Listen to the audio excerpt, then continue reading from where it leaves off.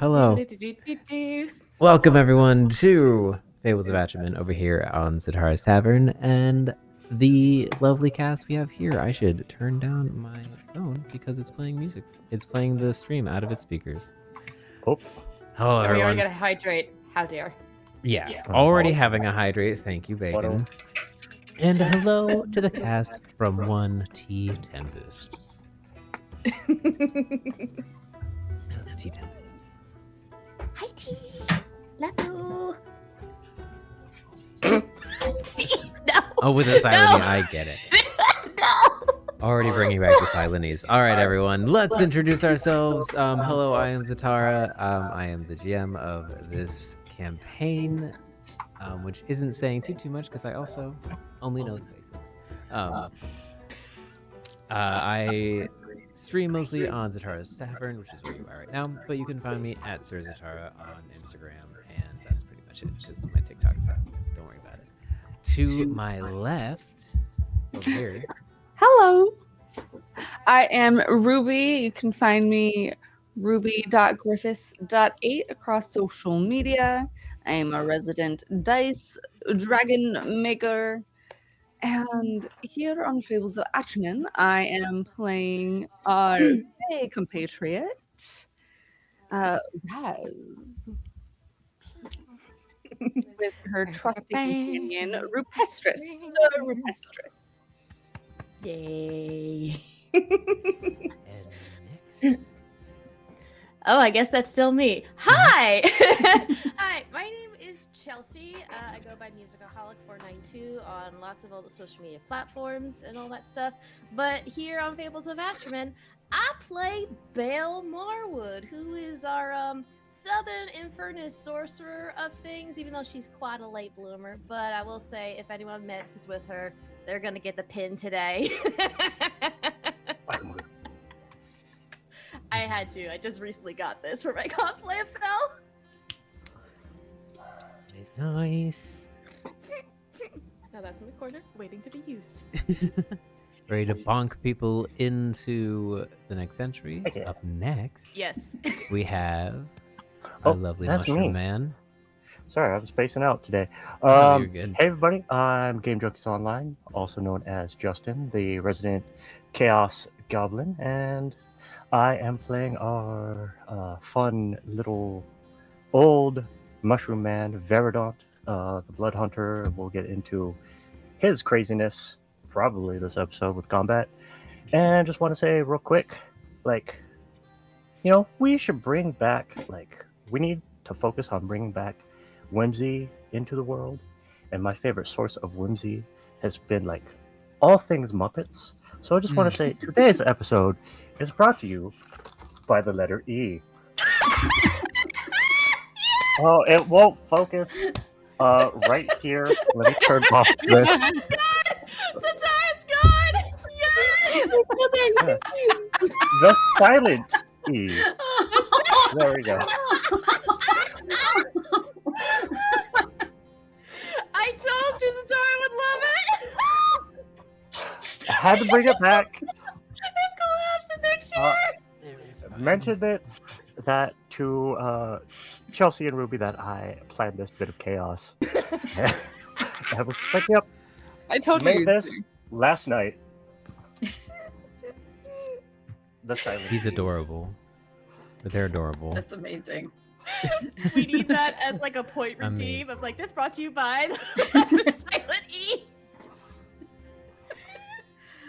Summon him whenever.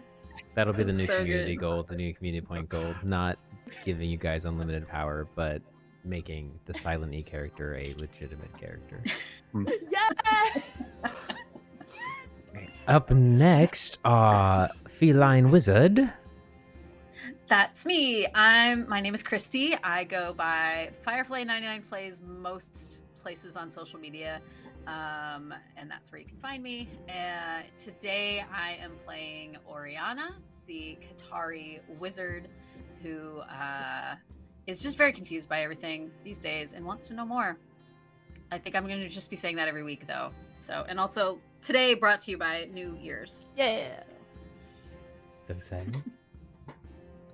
Up next we have You have Fern. Yougotafern on Instagram. I play Willow Low Howl, your lovable jester druid, who turns into flying squirrels predominantly, and now a wolf. And a fox. So you're four-legged friends. And yeah, the silent E bit is great. So good. Especially because you started. It was great for her. Yep. This is so good. Up next.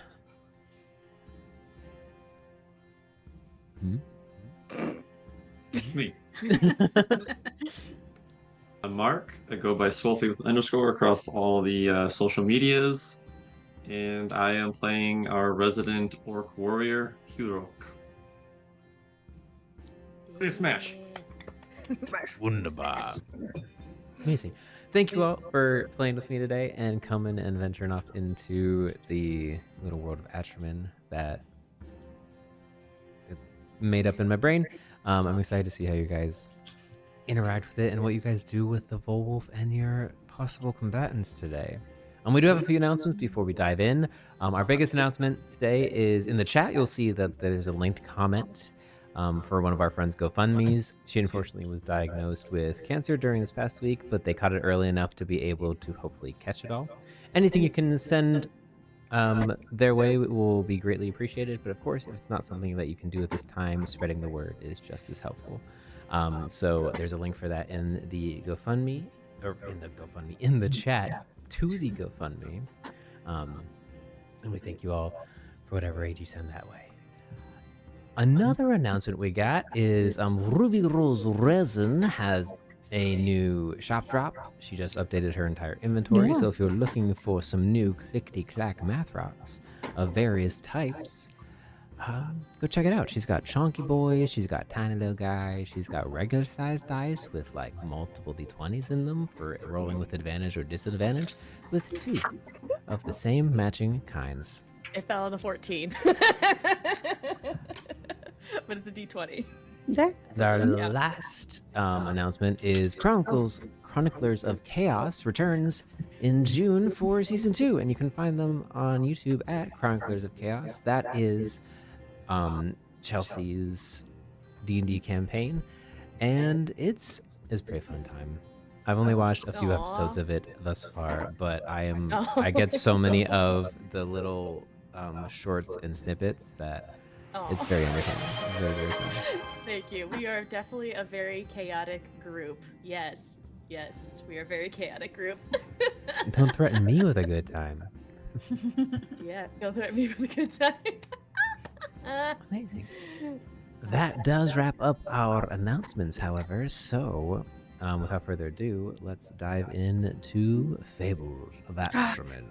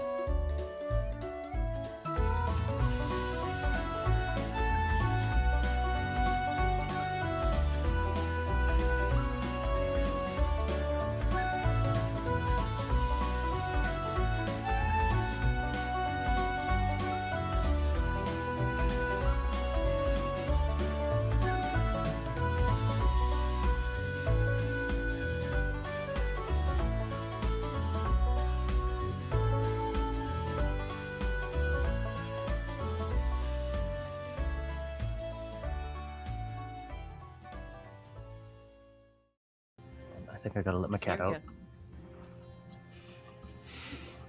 And welcome back. That was not the funny thing that I was expecting to be said. It's a little anticlimactic, I will It's a little agree. anticlimactic. kind of let down. But It's gonna be Oh, Junkies. I missed the Junkies funny thing. no, Sorry, no. my- You're my you're the cat one who was says pawing the at the funny door. thing, and I was expecting a funny thing, and you're just like, I should let my cat out. And Yeah. Well, it was just like jumped off the bed and was pawing at the door. I was like, oh, hold on. Aw. all right, so we dive back into the world of Atramen to the wandering island known as Malwick Island, home to Wyrmhold Academy, where currently the entrance exam is taking place. Hundreds of people arrived at their chance to become the next Dragon Rider, and apparently the numbers have dwindled all the way down to a mere 50, as not many managed to make it to the bottom of the cliff face that crumbled beneath you all, sending you sprawling into the woods surrounding Wyrmhold Academy. All meeting up at once and all convening after having some separate adventures and deciding to venture on together, you run into a varied onslaught of challenges on your approach to pursuing the Vulwolf, this large wolf-hawk hybrid creature who is said to have been causing a ruckus in the forest by Erdney, the legendary dragon knight of old, but you all have discovered could actually be the victim of the wolf. Venturing onward, your first challenge, a raging river, home to something called a platykoi, a strange giant koi platypus hybrid. Managing to narrowly avoid interaction with this beast, you fly a rope across the river, shimmy across in various ways, and make your way over to the other side, where you have your first interaction with one wild-eyed orange tabby and his large, broad-shouldered red ribbit friend. Being left a little on edge after the interaction, you continue to follow the tracks you saw further into the wood. Though the hunters turned hunted rather quickly as the Vulwolf from behind challenged you all in a face-off, in a stare-off, where you managed to convince him that you are no harm to him, healing his wounds he had acquired from the sparkets around. And about to head into a place of safety, hearing the light magical wisps around notifying that the sparkets are close and converging. Heading into his den, but cut off before by an enveloping darkness that casts you all into the heat of combat. So, using 2 of my fear, No. instantly stealing the spotlight from you all. Apologies. No, you're not. I used 3 hope to counter that. You Continue. wish. No. I need to untick my fear. There we To be go. fair, we did give you a lot.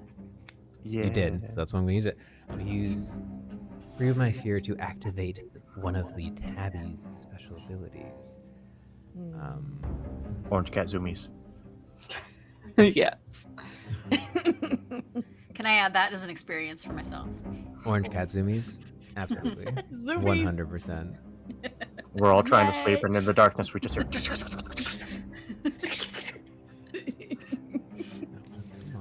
Come on, Demiplane, work with me here. It has been a very windy day, so the internet's been a little bit touchy. Yeah. That's You okay. guys are getting crazy windstorms over there too? Mm-hmm. A lot of my friends have been getting that all over, so yeah, Yeah. you're not the only one. Yeah, it knocked our power out like 3 times yesterday.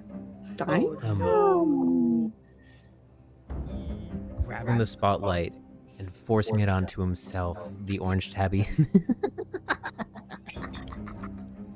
just echoing laughter around as it seems to appear and disappear around you. Make a spellcast roll. All adversaries.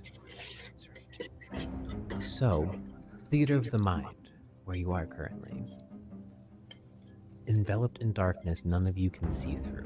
You don't know how large it is, how far away it is, but you were all heading up a ramp into the cave, so you're all kind of close together. So I'm going to need all of you to make...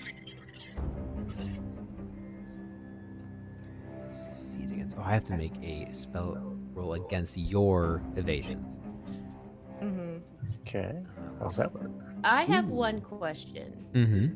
Because I have arcane sense, I can sense presence of magical people and objects within close range. Does that help me at all, or do we just stick with the normal thing, or that would be for like a later thing? I'm just curious. I feel like you'd be able to... You can't seem to keep a sense of where he is, per se. Okay. That makes that's but totally what fair. you do is you sense a flash of magic as... Does anyone have a higher evasion than 20? No. Evasion? No. No. Like, oh, like we need to roll that? Or... No. No. Like your evasion is 20. Oh, Like I'm your thinking armor agility. class, kinda. Yep. Yeah, no. Can I Mine go is that only high? It can indeed, actually. It can indeed. Eventually. Eventually, not now though. We are low level. All right. You sense a spark of dark magic as these dark shadows wrap around your feet and restrain you in place, along with all of the rest of you in this darkness. The fuck? Hey, no. At least buy us dinner first. All hear echo through the darkness, along with the Tash, what are we doing exactly? Belle can make an attack roll against you. Of course.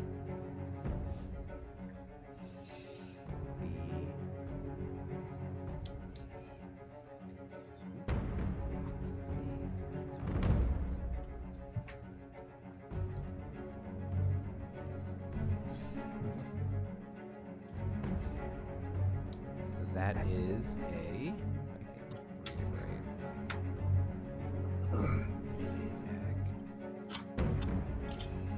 Oh, he's melee range. Okay. Then I have something when it's my turn. Nice. So we're, just for clarification, we're restrained now, right? You are There all was so no- you're all restrained to the ground at this moment. Shadows come up from the ground and kind of twist around your ankles. But there to was no restrain you. damage or anything. But no damage or anything. Okay. You're all just currently There might be restrained. damage to me, depending on what is rolled.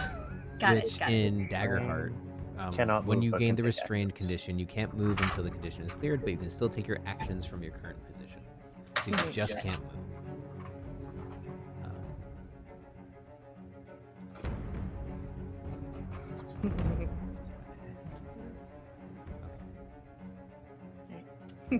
Where is your weapon? Dude? Did you make sure to equip No, it? there we go. Yeah.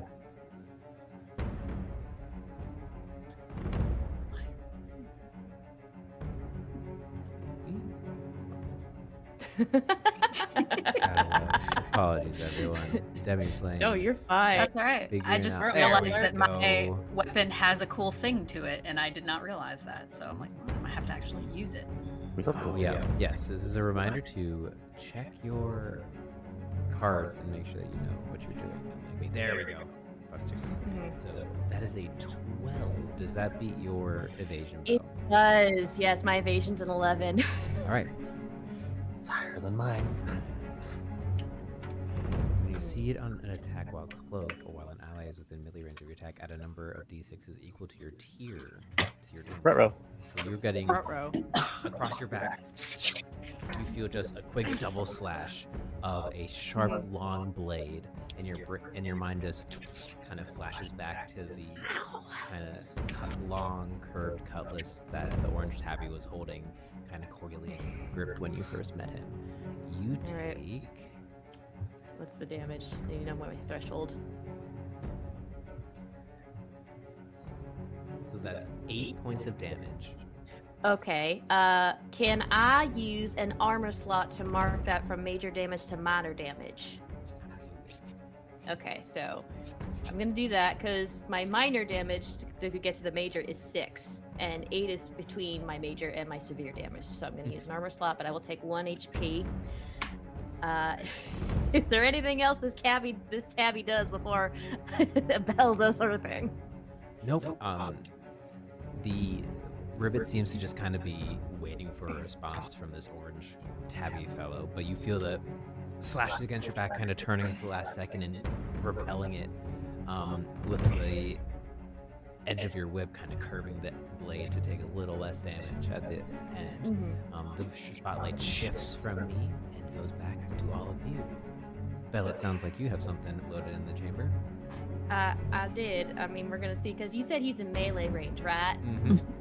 Okay, Currently so in melee I range think with you, so kind of in melee range ridiculous. for all of you. You're kind of all clumped together currently, and you can hear all of this happening around you. I would probably say in a line kind of form. From what I remember, Hugrokk was kind of more towards the back.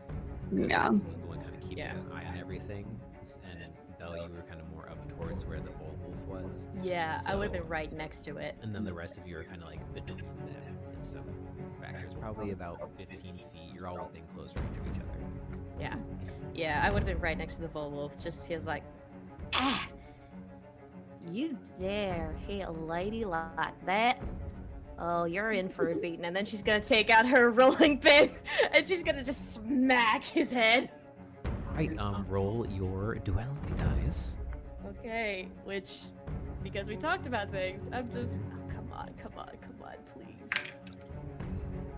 No, that's not gonna do it, I don't think. No, You never know. no. So you add the two together. Yeah, I know. And then because of my thing, there's nothing. No, it is And then you only should be able a to add your 5 with fear. and then you added your spell casting Yeah, which attack is roll of that. I mean, I could add another stress to make it a 7. But if I have 3 stress already, make it 4. No, you're good. I was just because with magic items you can add your spell casting roll instead of like a presence roll or anything like that. So I'm just making Yeah, but sure. no, I only got Perfect. a 5 with Okay. fear, unfortunately. But she is trying to take this rolling pin that she thinks is just a rolling pin and just try to smack his head.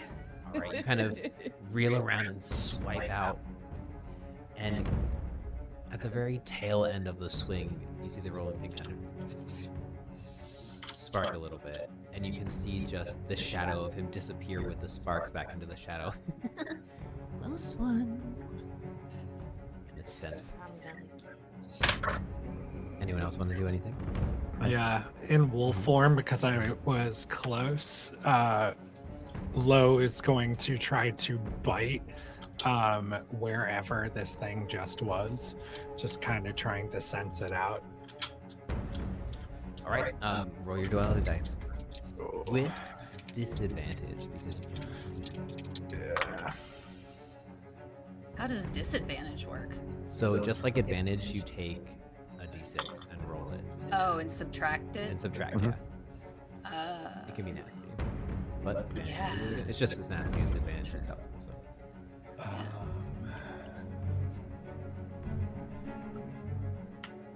Okay, so it looks like. So I rolled a 14 with hope, but then Nice. rolled the disadvantage, minus the 2, plus 2 for the strength to be 14. wait, actually, I just remember something. So since Belle rolled with fear, it switches instantly Oh, back it to goes me. back I was about to say, it does switch back to you because I Yeah. failed on my attack.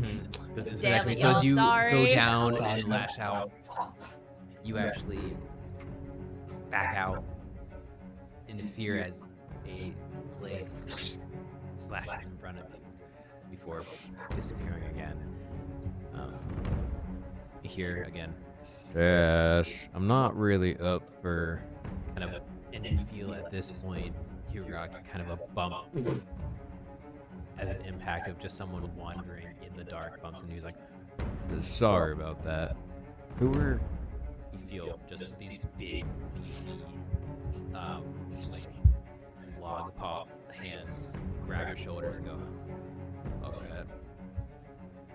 Oh, you're the big one. All right. I don't know what he's doing. So, we can, like, punch him in the face if we need to. Me, buddy? Oh, I don't know who he is. He just helped me survive the fall. He's been a little, but this is a little much for me. That's good to know. Thank you. That's really good to know. Yes. He's very good. He's very nowadays. Seems a little psychotic. It's the honor among thieves, I guess. Can you help me get out of? Are these like things that, like, are they tendrils, hands? Like what is it exactly that are holding Like us in tendrils place? of darkness that have come up from the darkness that is surrounding you. So as you kind of gesture down, it's like they are corporeal, but like they have a little bit of give, like you can almost phase through them, but then they become solid enough in the center. You can try to break out of them as an action if you want to move somewhere.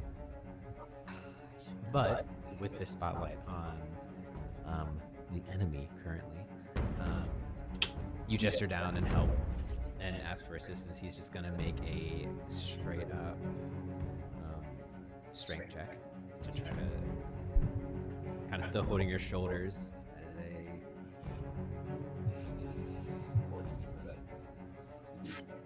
kind of grabs you, tightens his grip on your shoulders and pulls up, breaks the tendrils, putting you down lightly. Goes, all right, let's find out where this book is. As you all hear. And Tash, we're gonna use. His name's Tash. Tash. You Dash. would have heard the ribbit going, Tash, I don't like this. This is what the creature's name is Tash. I'm going to use 2 fear.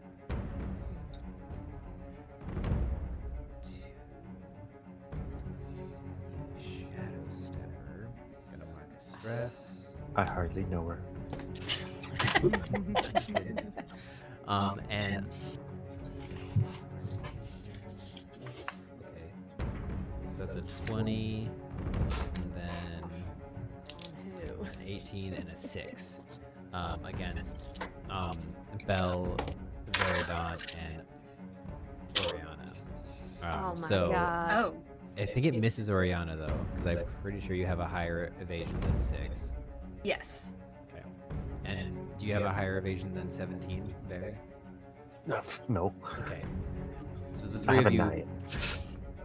all just feel gashes through your sides and the slight shift of shadow, except for you, Oriana, who at the last second your kind of twitches and you dodge out of the way.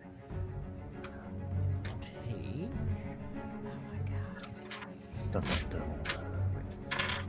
I hate this tabby. I hate this tabby so fucking much. 12 points of slashing damage. So Vari and Belle takes 12 points of slashing damage. I'm gonna use 2 armor slots to make that just 1, because You can only use 1 armor slot at a time unless you have a special ability okay. to So do then so. that's 2 HP. It's like, 12. motherfucker! Yeah, I will take 2 damage from that. His laugh's kind There of we go.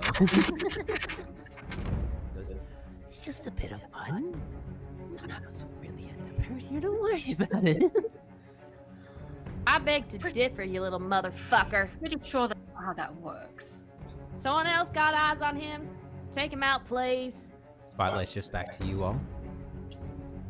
Is he He's disappeared?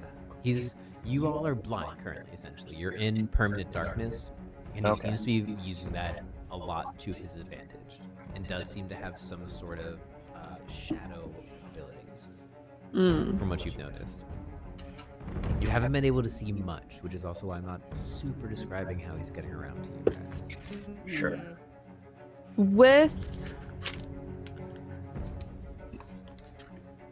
me mounted on Sir Rupestris, could I use his Find It skill to locate our friend, for lack of a better word, and then attack with my rapier? Yeah, absolutely. So roll your duality dice for Rupestris Find It, plus the using the +3 from the experience. Is it +3? I thought it was +2. Oh, right, no, you're right. Yeah, and that uses the help in order to use that. And that is an 11 with hope to find Take him. your hope. Fantastic.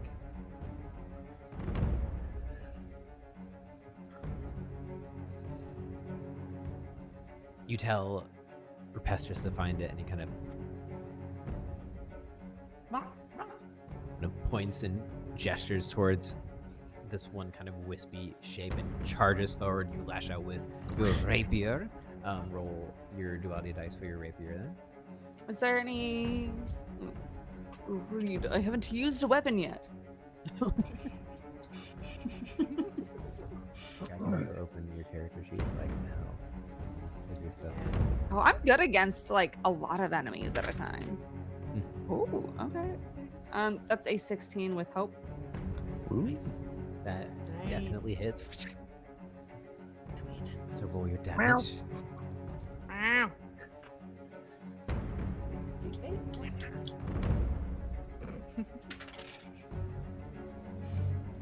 That's a 3. It's just, yeah, I think it's just a 3.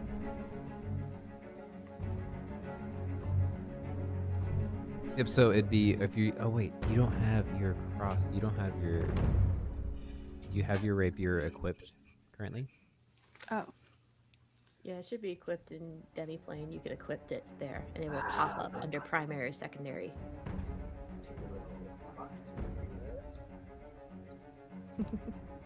There we Yeah, go. it took me a while to figure that one out. Yes. Okay, This is so the that is lesson for 5. Demiplane. 5. Hey. There we go. I was like, that Yay. sounds small. That sounds so small. Like, I know I didn't roll great, but that sounds too small. And also, don't forget about your ranger ability with your ranger focus and your hold them off. Spend Yeah, that's really only good when we're fighting against multiple enemies. I only know where one of them is, kinda. Yeah, well, and the ranger focus, which lets you, it's essentially Hunter's Mark. Oh, right. All right. Lashing out, dealing that is ticks over into his major damage. Right, it does. It ticks over into his major damage. He Oh, is- that'd be really helpful. Can I use my ranger's focus? Yeah. That's really helpful in this situation.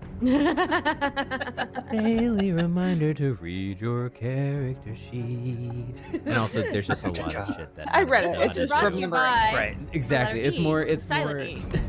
It's brought to you by the silent E in character. Oh. The silent E in read.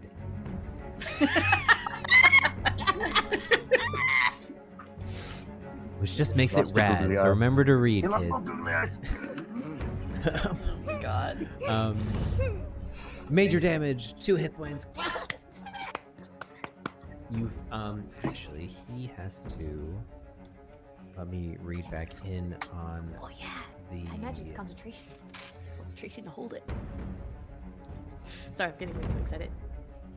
No, you're good. you feel the If we can shadows see him, kind of then we kick his almost ass. wisp out of existence and puff out like a wisp of smoke before revitalizing and coalescing around you all again. Anyone else have something they'd like to do? Anybody You else can got also stick anything? your hunter's mark on it. Yeah, somebody else go. I'd like to bite him. Bite him. Lash out and bite him. Roll your Oh, duality. bite die. him. The wit. I'm gonna say you don't have disadvantage because he has been targeted and just kind of yelped out Oh, thanks that's to even better. Razz. So make your attack.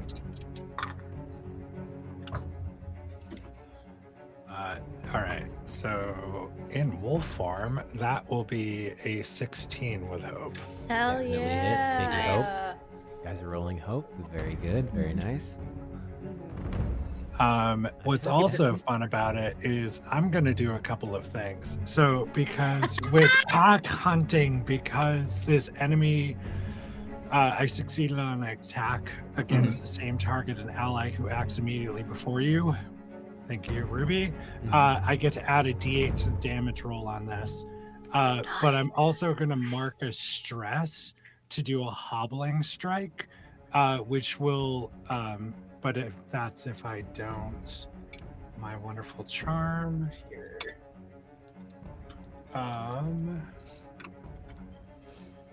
If I roll a 5 or 6, I don't mark a stress. But basically what will happen is now because I hit it, the target is now vulnerable. All right, I do mark a stress. Nice. Wow. So now whoever attacks it after me, vulnerable is when you gain vulnerable condition, you're in a difficult position within the fiction. I love that they rhymed it. Oh, that's beautiful. Yes. This might mean you're knocked over, scrambling to keep your balance, caught off guard, magically enfeebled, or anything else. What I would like to imagine is that Lo has their teeth and jowls just around their leg and is just pulling them. Yes. I like that. I like that. I a lot. like that. Oh man. So I'm now gonna roll 2d8 and then add the 2 physical for the damage. Nice. Perfect. Oh You my charge gosh. up. Way to go, Lo.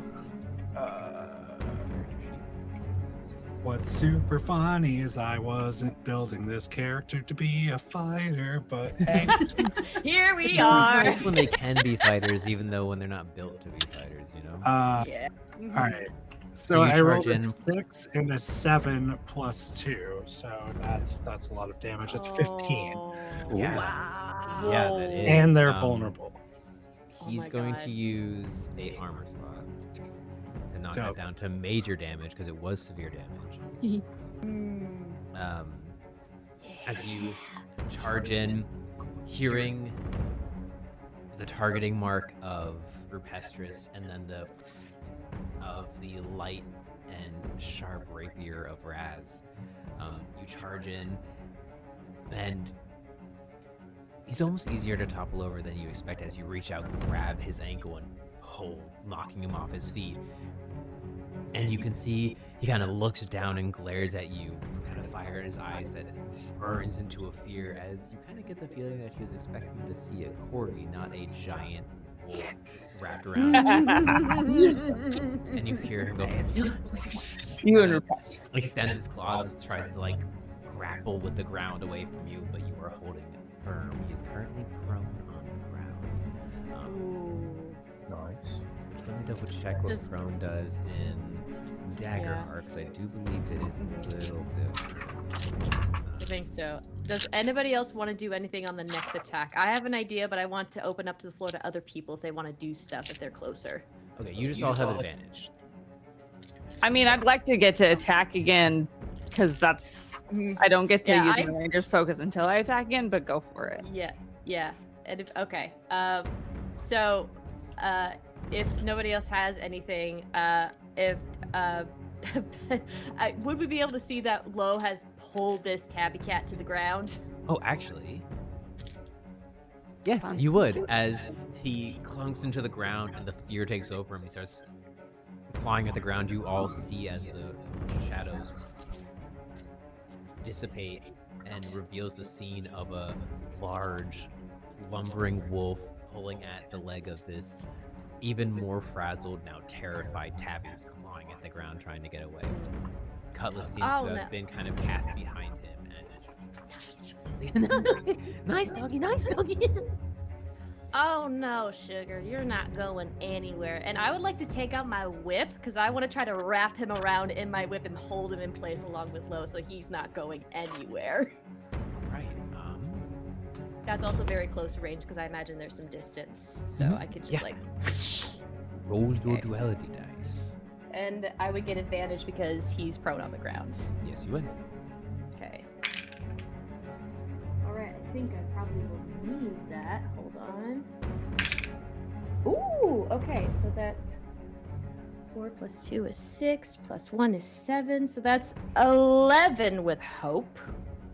11 with hope. Take your hope. Very good. Nice. Still on us then. And then I'm that gonna would be give you- 1d6. Huh? I'm gonna give you a choice. So Okay. he has a 12 vision. Ooh, But okay. if you wish, you can mark a stress to only restrain him and not deal any damage. That seems worth it to me. I will mark a stress. I'll be up 4, but that's fine. And I shall restrain this motherfucking tabby. Just like. All right. Awesome.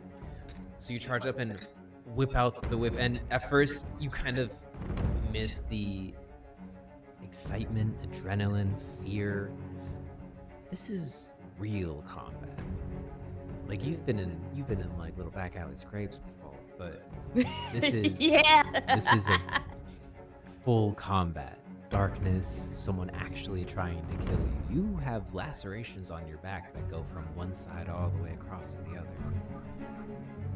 Run up, opposite the woven form of Lo, whip out with your whip, miss it first, but then kind of remembering a trick you learned, twist your arm back and kind of wrap back around, entangling the top half of his body and restraining him. Oh no, look who's now a scared little pussycat. Yep, you're right. You are right. Scary lady, I'm done. Kind of puts up his hands. Chef Frog Friend, you want to knock him out just for good measure? Yeah, I was on it. Oh. Walks over with his large pit fist that's bigger than the tabby's head and just passes out. The wolf behind you kind of peeks out of the den and goes, "Sorry, didn't really wish to get involved." Oriana, do you translate that? That's Rivet, right? This is the wolf kind of peeking out. The Vulwolf. Okay. Yeah, I'll translate.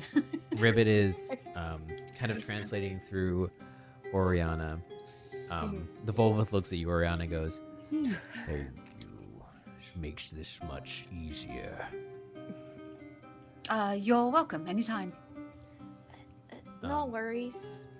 The Rivet Yeah, kind of hold- bends down and takes some like washcloths out from his hip and starts wrapping up the hands and hefting up the tabbing. Goes, "You know, you seem pretty nice at the cliff."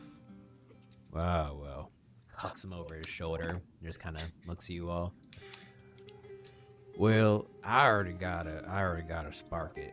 Kind of, he turns around and you see a little cage on his hip and just. Oh, Congratulations. good job. Yeah, sorry about this. I feel a little embarrassed on my own behalf. Bad first impressions and all that. Well, what did they say? You can never judge a first impression. Says that. Wouldn't this more be like our second impression? Yeah, that's true. Well, let's just start over. Hardy Bratborough. Chef Party. Bopper of idiots. Inline cook. Over in the Crystal Village of Balm.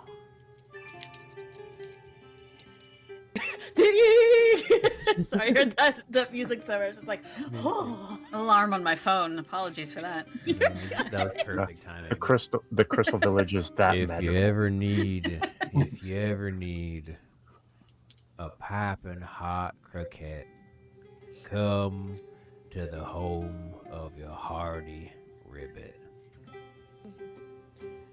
I think Belle will extend out her hand to him to shake on it.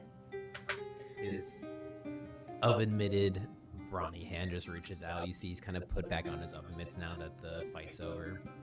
Shakes your hand. I respect a fellow cook when I see one, and we'll mention again the rolling pin that she has. Yeah, that was a fancy way to use that. There's not many culinary warriors about, well, at least not in Vaughn. Could be some out in Estes, I guess. They got lots of culinary stuff there. But yeah, that's it's from my family business. Well, not my. It's the business that my family runs. We run a bakery. Well, gumshoe, look at that. Fun. Yeah. Well, maybe we can trade some secrets if we both make it through into the good old Wyrmhold Academy up there. I would appreciate that, just as long as Tash, as the tabby cat, is on his best behavior, or maybe preferably is not part of this, but We'll pretty see. sure I'm he'll gonna live. go dump him by the river and then he'll fend for himself. oh, good. Take him to the Platycoy. They'll have a field day with him. Nah, I think he's just got a few screws loose. I think he's harmless in the end. You got a bigger heart than I do.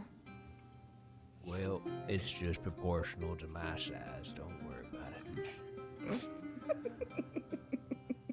Can I, hold on. And he reaches into his apron pocket. And he's pretty much fully decked out.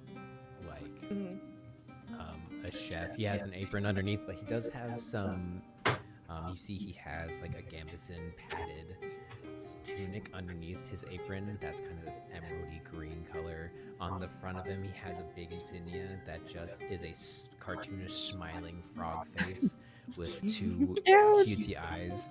And you can just I love it so much. You can just see ribbits with the ribbit apostrophe S. It seems to be the logo of his shop. And then these big. His shop is called Ribbits? His shop is called Ribbits. Oh, I love it. Hugrokk will remember this. Perfect. What was his name again? I think I missed it. Hardy Bratborough. Hardy Bratborough. Oh, I love it. He's got an eye patch over one eye, big, broad, scarred face and arms. And you can see on his back, he just has a pack that has pots and pans and various wraps and stuff in his backpack. He goes, here you go. Hands you, and it's these little wooden coins for a free pastry and meal at his shop. He goes, I don't really have any money. I spent it all getting here, and the rest is keeping the shop running. But here, you can get a free meal if you end up in Vaughn at any point. Does your friend have any money? That is a mighty fine question. He kind of just slumps one of his shoulder, and Tash just collapses on the ground, and you can kind of just see Hardy just start rummaging through his satchels. Oh, clever indeed. Yeah, he doesn't have much. I think his cutlass is fancy and magical if you want one of them. And it seems to just have a handful of gold and a spanner? I don't know why it's got a spanner. But he holds up a wrench. He has a wrench? I mean, wrenches can come in handy for a lot of different reasons. Just You saying. can see it's like old and like a little rusted and stuff. I don't know why, but I'm getting flashbacks of Ratchet and Clank. Sorry. No, It's kind of a weird orange cat accurate. thing. He is a weird orange cat thing. Did not need to make that correlation. Amazing. Well, does anybody want them? Feel free to take your pick. Ow. Well, I mean, someone should take the cutlass. Someone who knows how to use them. Maybe, if it's magical. I mean, I know magic. I'm not trained on the cutlass. I mean, I could try, but I'll just grab it since there's indecision. Yeah. Sure. Pick it up, that Hugrokk, and works. it's light. I mean, you've been trained with a few different types of swords and the various sword styles required to fight with, so you know how to use a cutlass. But it seems, for how nicked and beat up it is, it looks like it's not well taken care of, but it has the finest edge you've seen on a sword in a hot minute. And kind of looking at it a bit more closely, make an instinct check for me, actually. This actually fits you quite well. That's so. Cutlasses are weird. Oh, I still have advantage because I haven't gone to sleep. Haha! Hey, It's a 25 with hope. Or fear, excuse me. Fear. 25 with Oh, fear. with fear, but I still. will Amazing. take that fear. Thank you. I rolled high. Cutlasses Everyone's use rolling high, my goodness. presents. That's So weird. yeah, cutlasses. So what you get with that is it's made out of a metal that you haven't seen before. And the blade is sharp, but has a lot of nicks and kind of dents in the edge of the blade itself. And then the handle seems to be segmented and wrapped haphazardly with scraps of leather to kind of cover up the handle, seemingly more than be a good comforting handle. And it just has one arcing golden crossguard that kind of goes out and around, would cover your hand. If you Neat. like, you can make a knowledge check, or it'd pretty much just be a knowledge check to test to see if you can recollect what kind of metal this is, or if you've ever seen anything like this metal before. I could give you, I'll spend a hope to give you advantage on that because I would also be familiar with particularly fine weapons. Ooh. So as you're looking, Nice. Oriana kind of comes up over your shoulder, or under your shoulder, I guess. Yes, very much under your Very much under your under your shoulder. elbow. That ends up being a 17 with hope. 17 with hope. Nice. You've seen this once before, but it was in a very different form. Usually this is the metal that is used by yougotafern factories to make their clanks. So it's a very high caliber steel, essentially, that has a really good flex. So it makes a lot of really good sense that it would be for a cutlass, but you don't know very many people who use that metal to make weaponry out of, because it's essentially stockpiled in yougotafern and they don't let other people use it.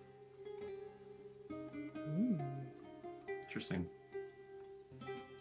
I'll just tuck that away in my pack.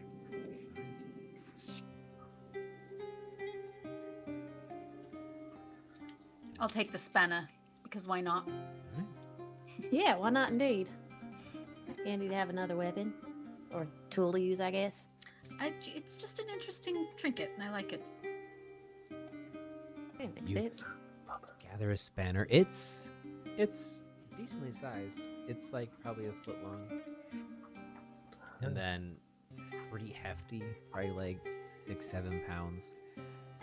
And as you look at it, if you held it next to the sword, the cutlass, it would look fairly similar, mainly because it seems to be made out of the same kind of metal. But this one has like rust and divots, and you can see small little tally marks in one side that don't have any other further explanation. But it seems very well worn. The metal kind of has very prominent wear marks where someone would normally grip the wrench. So they put tally marks on that? Yeah. Don't like that. Seemed to be 7 of them. Interesting. Seven tally marks. Interesting. He's killed 7 people. Or Very fix twisted. 7 machines. I don't know. Well, it's been mighty fine meeting you all, but I'm just gonna go find somewhere to hide until morning now. Because now, That sounds like a good plan. I don't want to become a target, you know. So, good luck with Appreciate the assistance. that. Gestures up towards the Vulwolf and goes, "No offense, but you terrify me, Mr. Wolf." All right, I'm gonna go. Good luck, folks. See you if I see you, and if I don't, All well, right. won't matter Have a because I good won't night. see you again. All Bye. right. Bye, Hardy. It's good meeting you, hon. Starts walking away and goes, "Oh, hold on." Walks back, picks up Tash. Knocks him over, all right. Walks off into the woods, leaving you all alone with the Vulwolf. And real quick, did you say he gave us each like a little certificate coin? He gave you each a little wooden coin, Aw. little wooden I just token Want to for make a note of free that. meal Yeah, I put at in my equipment Ribbits as and well. Vaughn. Yeah. Which Vaughn is the Going from continent's cafe. name, by the way. He didn't say which city or town it's in. Vaughn's a big place too, I think, isn't it? Mhm. Oh yeah, it's the biggest continent. Yeah, I wouldn't know. I've never been, so. But that's so sweet of him. All right, well, it's late. I'm cut up and bleeding, and I'm quite tired. Maybe we should set up some kind of camp and maybe make some kind of meal for us and Well, figure out a plan. I think we were headed to the Vulwolf's secondary lair. Someplace. Isn't that what we're for in shelter. right now?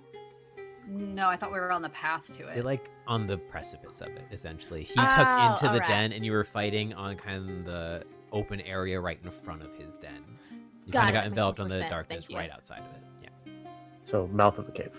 mouth of the cave. Yes. There you go. Yeah. How much time do we have, I guess, until the Morning, next yeah. payday? Until morning.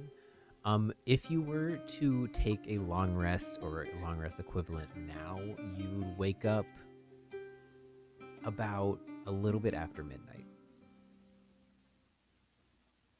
So you would have until sunrise to either quell the rage of the Vulwolf or Mhm. capture a Sparket. And long rest is just many hours, correct? A long rest is.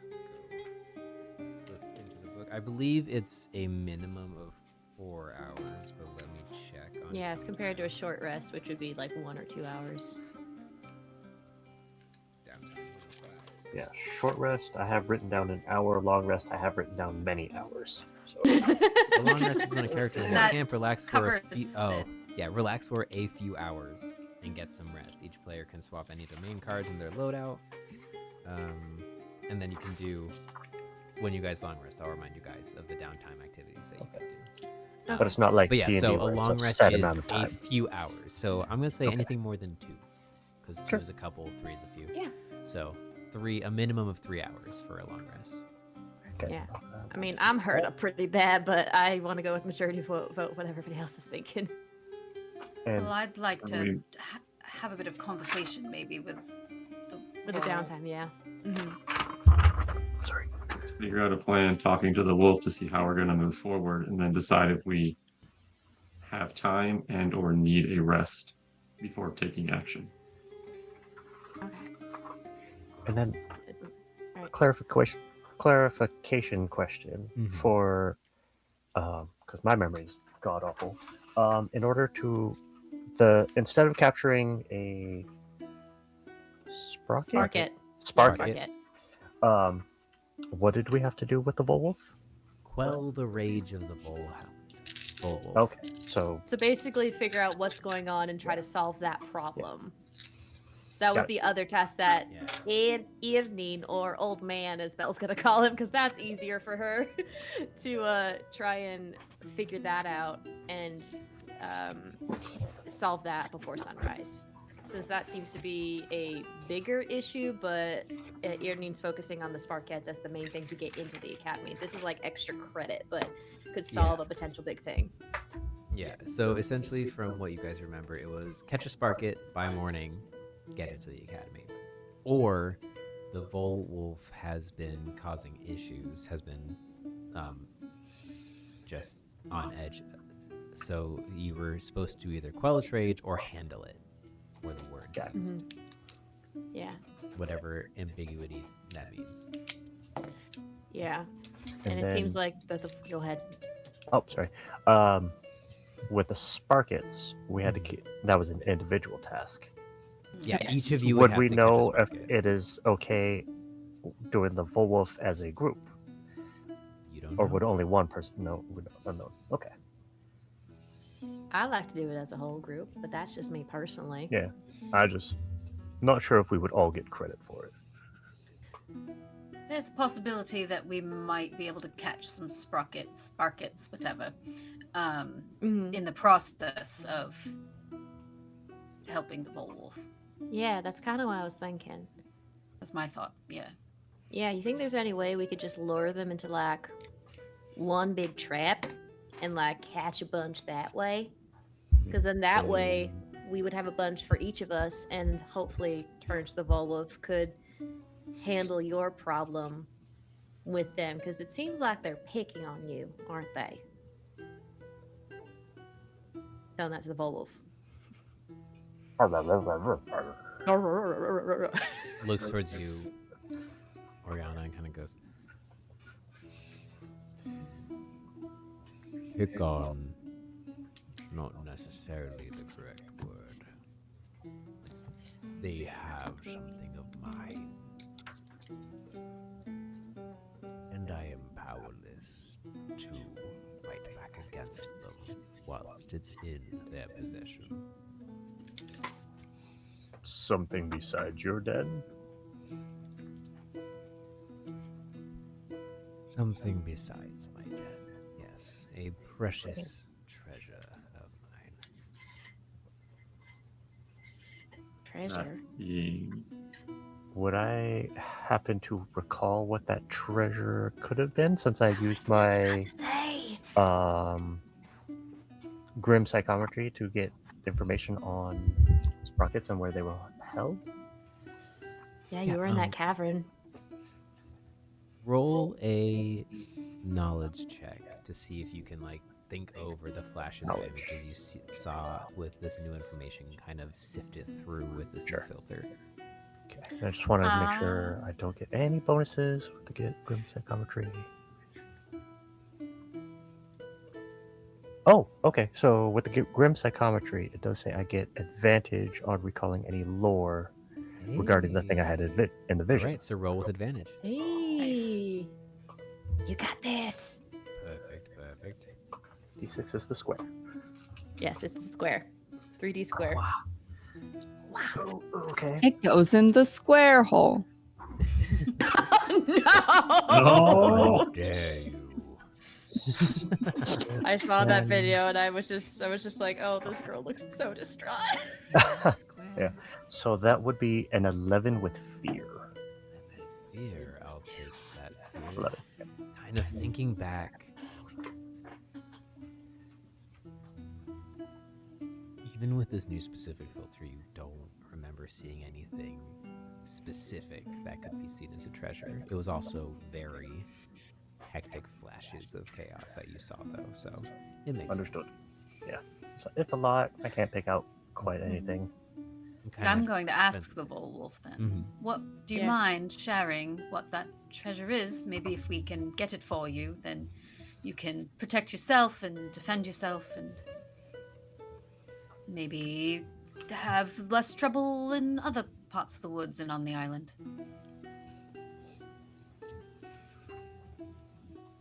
Make a presence check for me, a presence roll.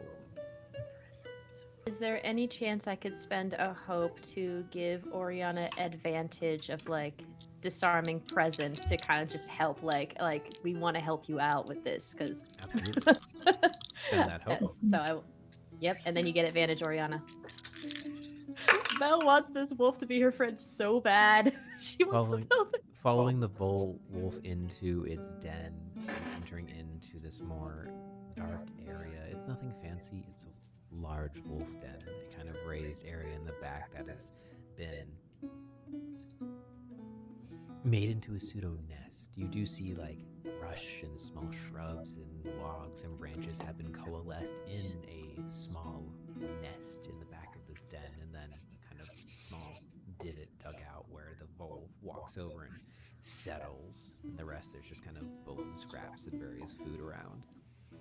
But Oriana, as you approach, That was 15 with fear. 15 Yeah. is fear. Yeah, I was So joined with gain- Oriana. So I was gonna say gain a fear, but that's me. So I gain a fear as you walk forward. Thank you. And as you walk and approach and see the wolf in its den, it seems to take up even more space. And for a second, that kind of fear grows in your stomach before you kind of shake it off and broach your question. My egg, a gift to me from, well, I don't quite know where. My little miracle, I suppose. Oh, you mean like?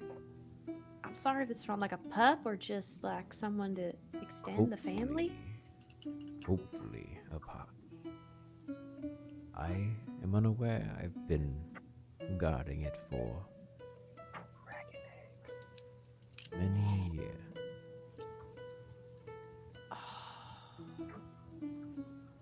Right. Well, That settles it. Let's go get this damn egg.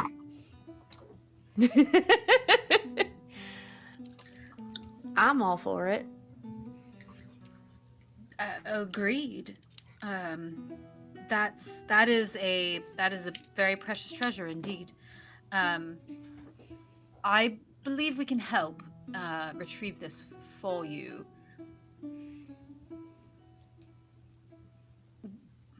I guess I didn't really have a follow-up statement. I think we can help. Please let us help you. Please. You all can make a group presence check if you wanna. God. Can I spend a hope to add disarming presence? You can if you wish to. I Would that wish be to. Each of us rolling? Yeah. Or... You can each roll a Okay. presence roll if you wish. That's As you see critical for those- me. I critted! Fantastic. Two crits. The two people standing first and foremost in front of the Vulwolf as well. Finally, I got a crit.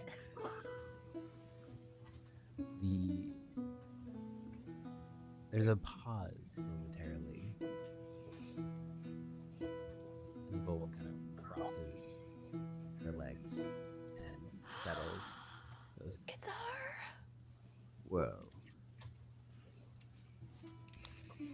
Puts her head down on her legs and looks at the two of you. I am tired.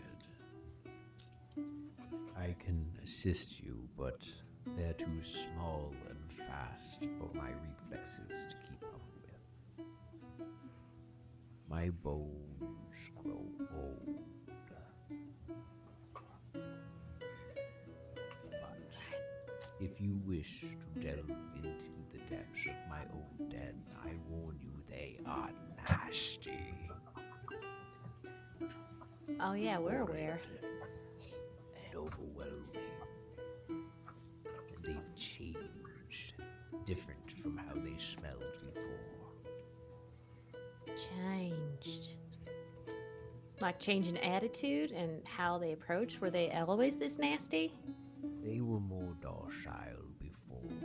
Before they were prey, now they're raw.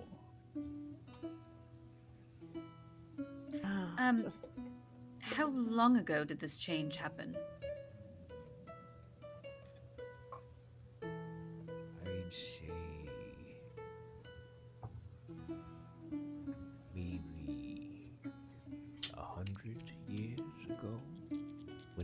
first started becoming a nuisance.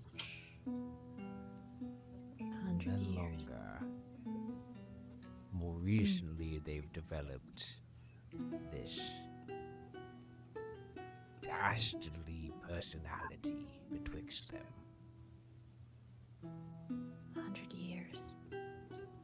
100 years ago was when the blot ended. 200 Right. years ago. 200 is when the years. blot Okay. ended. So it was 100 years Okay. after the blot ended. Okay. Interesting. 100 years ago. I mean, I wasn't alive then, but well, I mean, I was, but I just wasn't here. really. Yeah, that's true. How old is everybody? You don't have to say if you don't want to. I'm just curious. Old. Maybe we should just stay on topic. All right, sorry. Trying to engage in conversation, but I guess we do have a timeline. We are Fine. short on time, Yeah. so I suppose we better head for it. No reason to well, dilly-dally. Wait. Well, I mean, I'm do we I'm need to still take a not little that bit of a great. rest for those who need to catch a breather? Yeah, and I mean, if y'all want, I could try to cook up something for y'all. Do you still have any of those apples, Very, that you collected?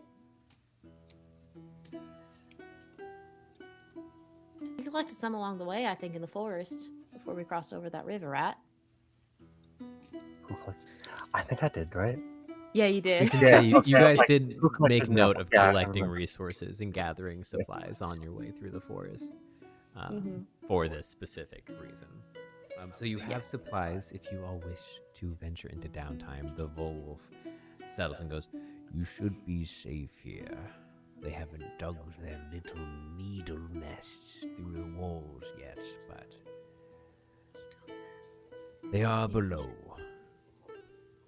But you should be able to rest here, at least for a while." Do you have a name? Yeah. What's your name, sweetheart? See, the Vulwolf seems to give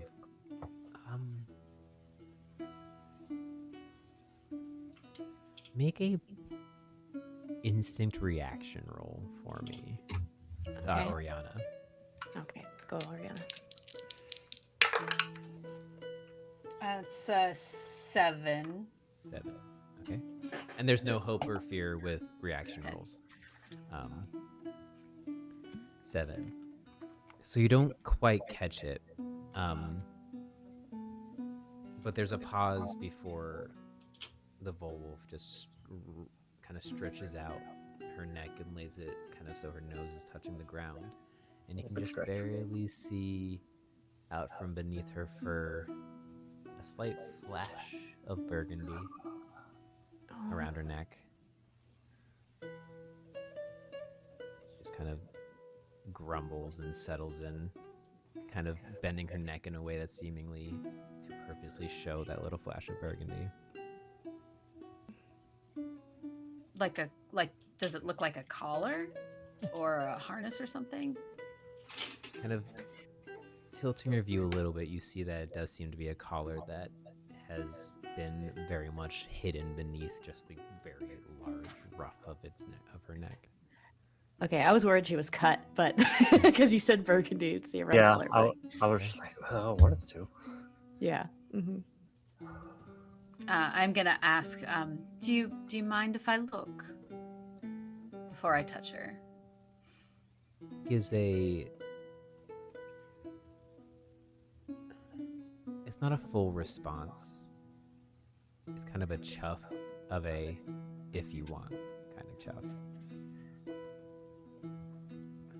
Which, do you look at the collar? I do, yes. And I'll like kind of scratch underneath it as I'm looking at it because I know that probably feels good. Does she kick? Aw. A low grumble kind of escapes as you reach under and kind of slide your hand under her collar and scratch right where the collar's been for who knows how long, and you kind of stretches out her neck more in response, gives a low grumble If- as you turn it, and the collar is weathered. It's a bit raggedy. Raggedy in kind of color and dinginess, but not in make, as it seems to still be pristine in quality and make. You can see kind of a waterlogged, dirty burgundy color that with a little bit of cleaning would probably clean up to a bright wine red. And this gold threading goes around on either side in this lazy twisting filigree that goes around the entirety of this hardy leather collar.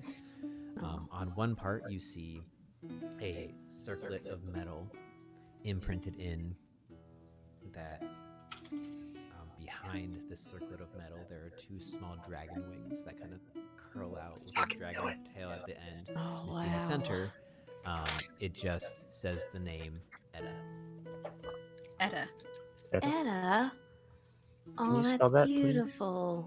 EDDA.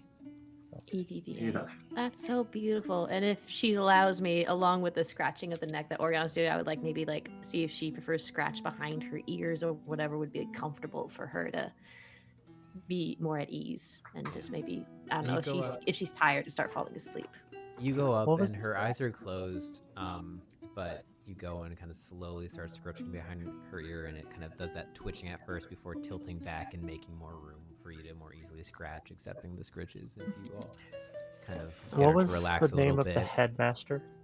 The name of the headmaster is Erdni. So EADNI, but it's a Sami word. So EAR. So or it's so you say it like Ear. air AIR Ear. slash ni. So Sorry. air. One of these days I'll remember. It's okay. But, No, I have It's a trouble. different That's why lang- Belle's it's calling from him a old man different- right it's now from a with her different accent dialect. because it's easier. But You've also only noticing really the- heard a robot say it, so Yeah. it sounds even different. noticing the collar, Yeah. Mhm. can I just ask out loud? So, do you know Erdney? And I'll translate. Mhm. Kind of, as you finish translating to Edda, she goes, "Hmm. Very well.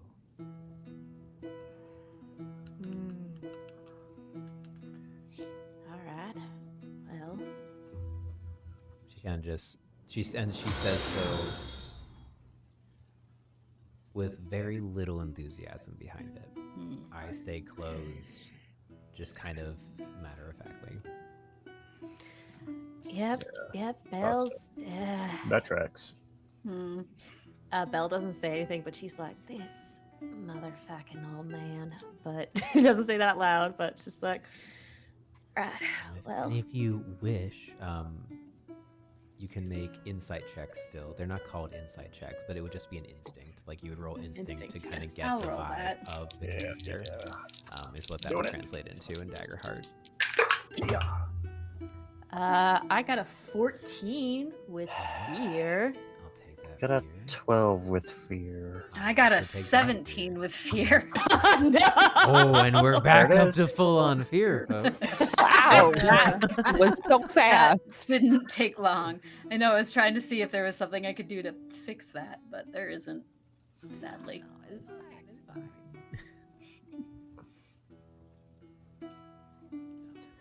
No, I can't. I can't mark more stress to turn into an elf. Otherwise, I'd be at 6. Even though we are going to full rest, All I'm right, like, so nope, I'm not repeat gonna what you risk it. rolled, Belle. 14. 14 Altogether. Variedawnt, what'd you Variedawnt. roll? Oh, sorry. you're good. I got a 12 with fear. 12 with fear, and then a 17, right, Oriana? All right. Yep.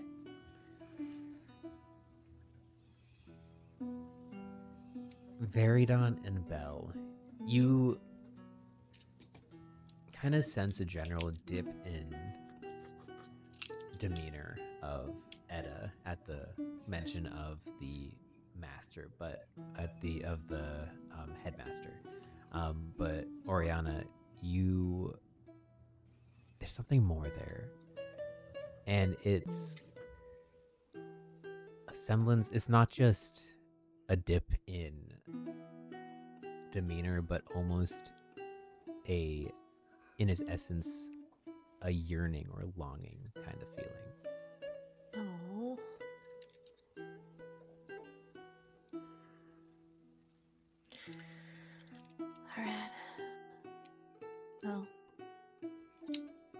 we'll let you sleep. And in the meantime, who wants some good cooking? And Belle will take out her rolling pin and will try to, in this downtime, provide meals for other people to, fill the bellies, heal up, all that stuff. All right, as we enter into Which downtime. Yes? Oh, yes, Razz? I would like to choose not to take downtime, and instead, Rue and I go out sprocket hunting. Ooh, you're going to go sprocket hunting? Yeah. Okay, so you don't go for the downtime. You dip out and try to go sprocket hunting, which that can actually be Perfect. because one of the things also, hello raiders, thank you for the raid. Seeing as we're in a kind of nice little natural lull, thank you for the raid. Campfire stories, thank you so much. We're here playing Daggerheart, and this is our 3rd episode. Welcome, and thank you for the raid. Hello. As you enter into a downtime, a long rest downtime. You have a couple options you can do. These will change once you guys actually get to the academy. There will be a few more that you guys can do. But for now, you have tend to all wounds, which describe how you patch yourself up, and then clear all hit points. You can do this to an ally instead. Clear all stress, same thing. Describe how you blow off steam or pull yourself together, then clear all stress. Repair all armor, so like Belle used some armor slots last time to reduce her damage severity, so she could repair all of her armor. Prepare, describe how you prepare for the next day's adventure, then gain a hope. If you choose to prepare with one or more members of the party, you each gain 2 hope, so you can all prepare together kind of for the next encounter. So if you all wanted to like plan for the next battle, you could choose that as your downtime action and each gain 2 hope. Yeah. Oh, quick question. Yes. When you crit, do you clear all stress or just 1 stress? Just one. Just one. Okay, that's what I thought. Okay, and then you gain a hope. Okay, cool, because I completely forgot to do that. All right. So And then either the HP, last thing either you can stress, do. Okay, go ahead. The last thing you can do is work on a project, which would be what Razz is going to do. Establish it or continue work on a project. See following work on a project in downtime section. Yep. That's sort of second. But I would say that your project could be you Solid. go and try to find more sprockets. Sprockets, yes, sprockets. Me even doing it now. Sprockets. One day we'll figure out what Yes. it's called. Not me imagining. Or we could just call them as electric what ones. Hugrokk has been calling them, the little shitheads. You had the little shitheads. All right. Perfect. So we'll just go from top left down and around like we did with the intro to say what each of you guys are going to do during your downtime. Razz, you're going to go hunt for sprockets. Yeah. So you're going to work on a project. So you head off to do that. Belle, what are you going to do? So it's either or HP and stress and armor slots. It's not all 3. Got it. So Yes. it's one or the other. Okay, cool. Mhm. Well, because of her chef and baking background, I think she would be making food as best as she can, even though she has limited supplies of like some kind of little snack, or if there's any way to like create flour or something to make some sort of pastry, so that way she and other people can heal. So kind of like, how like Link has like the milk or that kind of stuff to like heal the hit points, because I would rather clear all my HP rather than clear all my stress, because I can maybe use my stress for things and whatnot. So what we'll say is roll. You're gonna roll some stuff for me. bread. Yeah. bread. Roll a finesse roll.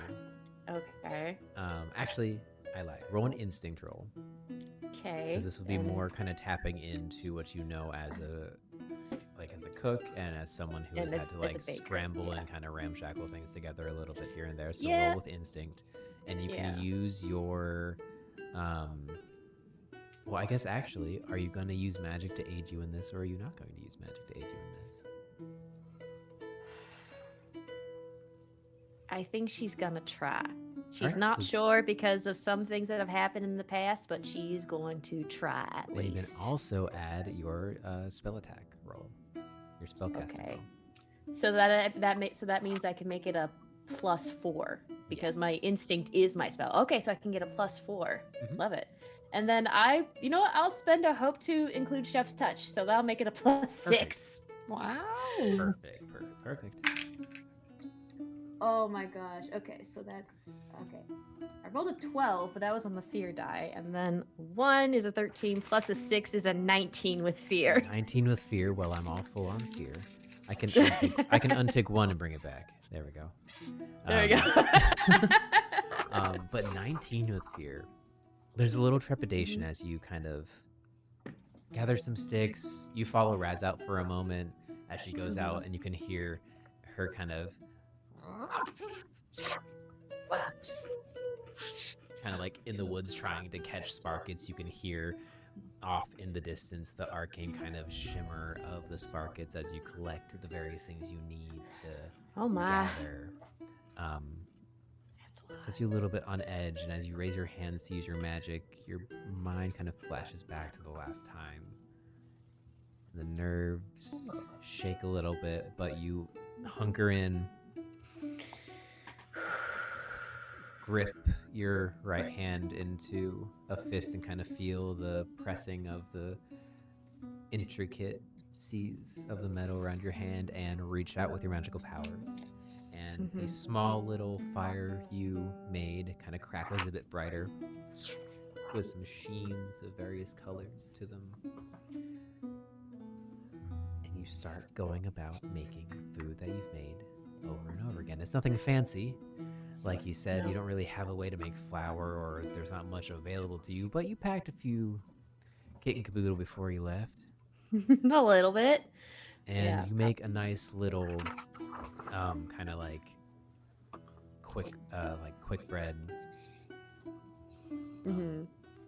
travel ration, pick me up kind of travel meal. ration. That's zhuzhed up a little bit with a little bit of magic and handed that around to everyone. And I'll say that everyone can clear. You can clear all of your. You can clear all of your stress, Belle. Because doing something and solidifying yourself back into something that is very familiar to you kind of winds you down from the events of today, bringing the familiarity to the unknown. And the rest of you can knock off a hit point from eating Belle's food. Hey, thank you. All right, so instead of they drop all the HP, I dropped all stress because it's something that I've done. And and you can you also can drop 1 stress, Belle, because you also eat the food. Okay. All right. So you drop off 1 stress. You drop off all your stress and 1 hit point, and then the rest of you drop off 1 hit point. Oh yeah, thank you. I appreciate that a lot. You know that actually go out and start handing out your little treats to everyone. I try to make something for the Vulwolf to just leave to the side of whenever she wants it, whenever Edna wants it. Like grab one of the meat scraps and like cook it. Variedawnt, what are you doing for your downtime? I think because I'm pretty well off and I'm full on hope, I am also going to join Razz in what was it? Solid. Okay. Or whatever Work that on a was. project, yeah. Work on a project and go. Work on a project. Okay. Here's the question: are you two working together, or are you working separately? Razz would be open to working with Variedawnt. Sure. Okay. Variedawnt follows Razz out into the wood. Oriana, what are you doing? I think Oriana also does not need any HP or armor, or it is mostly full on. I've just not been hit. It's kind of nice. Everyone likes to go after me. I wonder why. You're always in the middle. That's true. That is Belle. I think Oriana, and I'm not sure if this would be preparing or if it would be a project. I think she would want to sit with Edda and ask questions about the lair, about the sparkets, about the egg, and some of it is like trying to prepare for whatever is going to happen next, but some of it is just curiosity, and she just wants to know more about Edda and her story and that feeling that she got when we mentioned Erdney. And so, and Oriana would be like jotting notes down in her notebooks. And... Make a knowledge check. Okay. If you wish to add any sort of bonuses to it, you absolutely can. I would like to use a hope to add fast learner to that, I think. Yes, absolutely. So that is math is hard. Yes, 19 with hope. with hope. Very nice. Yeah. Take that hope. And also gain 2 more as you do the prepare action for your downtime rest. Oh wait, sorry, gain 1 more hope. If you gain 2 hope if you do it with another person. So Got it. 1 hope. So you gain 2 in total. But to sit down and talk to Etta, she's reluctant at first. She was really enjoying those scritches and she kind of passed out a little bit. And so as you first start talking, I'd still be scritching. yeah. So like While her we're first kind chatting. of responses are grumbled and really groggy, but then she, realizing that the questions aren't going to end, she kind of wakes up and more It's true. happily starts responding. And you see what turns from slight annoyance turns into kind of a entertained happiness. And is there any specific question you would like to ask her, or questions you would like to ask her? I definitely, like I said, would be asking about like the lair and the sparkets and stuff, but I think I would want to know more about her relationship with Erdney, because I'm very curious about the academy and all of that, and this mysterious man who appears out of nowhere after being disappeared for hundreds of years, and and you said you knew him, and I'm very curious about him and about this whole place. I did know him quite well, and I miss him daily. Roll a presence check for me. Oh, I'm gonna cry.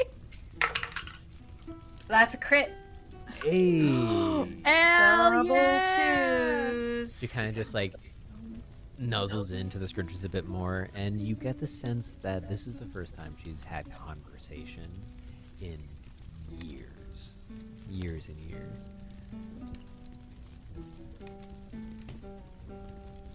I haven't seen him in a long time. Oh, I don't even know what age is it now? This is a rude question to ask you guys because I haven't given you any sort of years or anything. Oriana would But- probably, well, it's been, I don't know if you knew about the blot or how much about that. It's been about 200 years since that ended. I don't know if that helps. That it's been 200 years. Oh.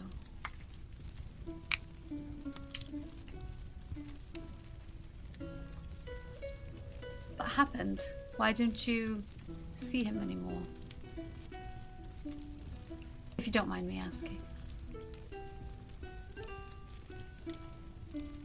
With that crit, I know it was for presence, but she's kind of being a little bit of an open book currently.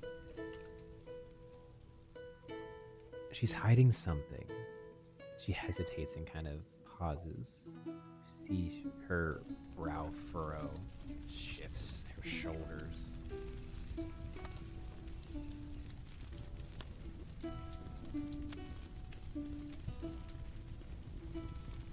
The man I knew no longer exists.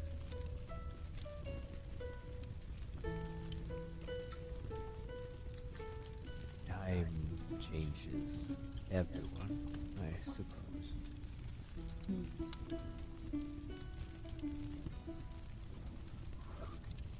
200 years.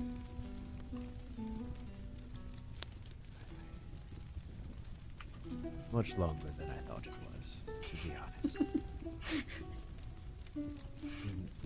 She kind of reaches up with her back paw and just scratches at the collar a little bit, then shakes.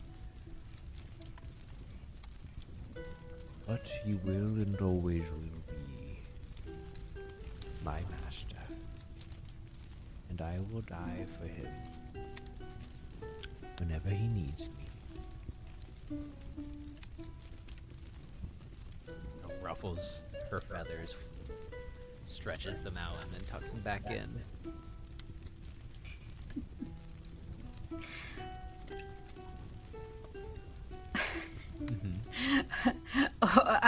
Oriana's doing the math in her head. 200 years, and she didn't think it had been that long. And so I have a question that might be a bit rude.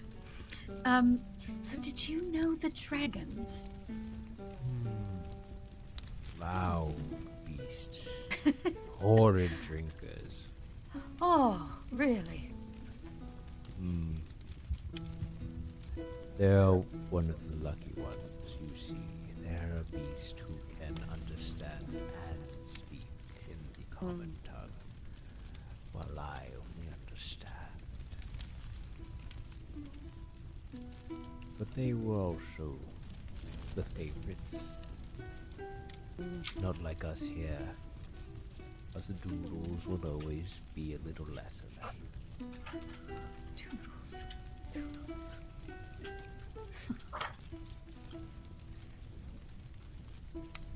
Kind enough, though. Yes, kind. They earn their tails. Just because I personally have gripes with a few of them. They I certainly know what were that can be here like. for a Yes. while.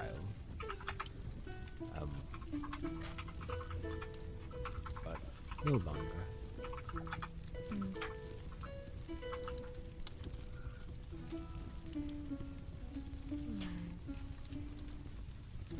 I have a question for you.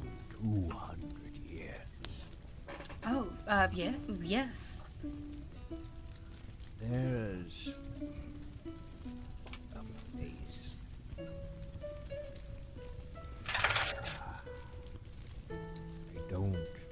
I don't know what it would be called now. But I know that the world has shifted and changed as well. But I lost a gift from Annie on one of our ventures. It was a tiered plain heart.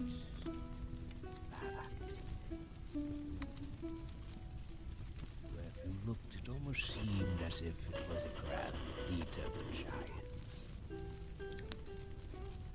Oh. There's a stick there I buried when I was a pup. It was the first stick that Anthony ever gave me. Do you know if a place like that still exists, or did it get crushed in the changing of everything? Does it sound like that place on Estos?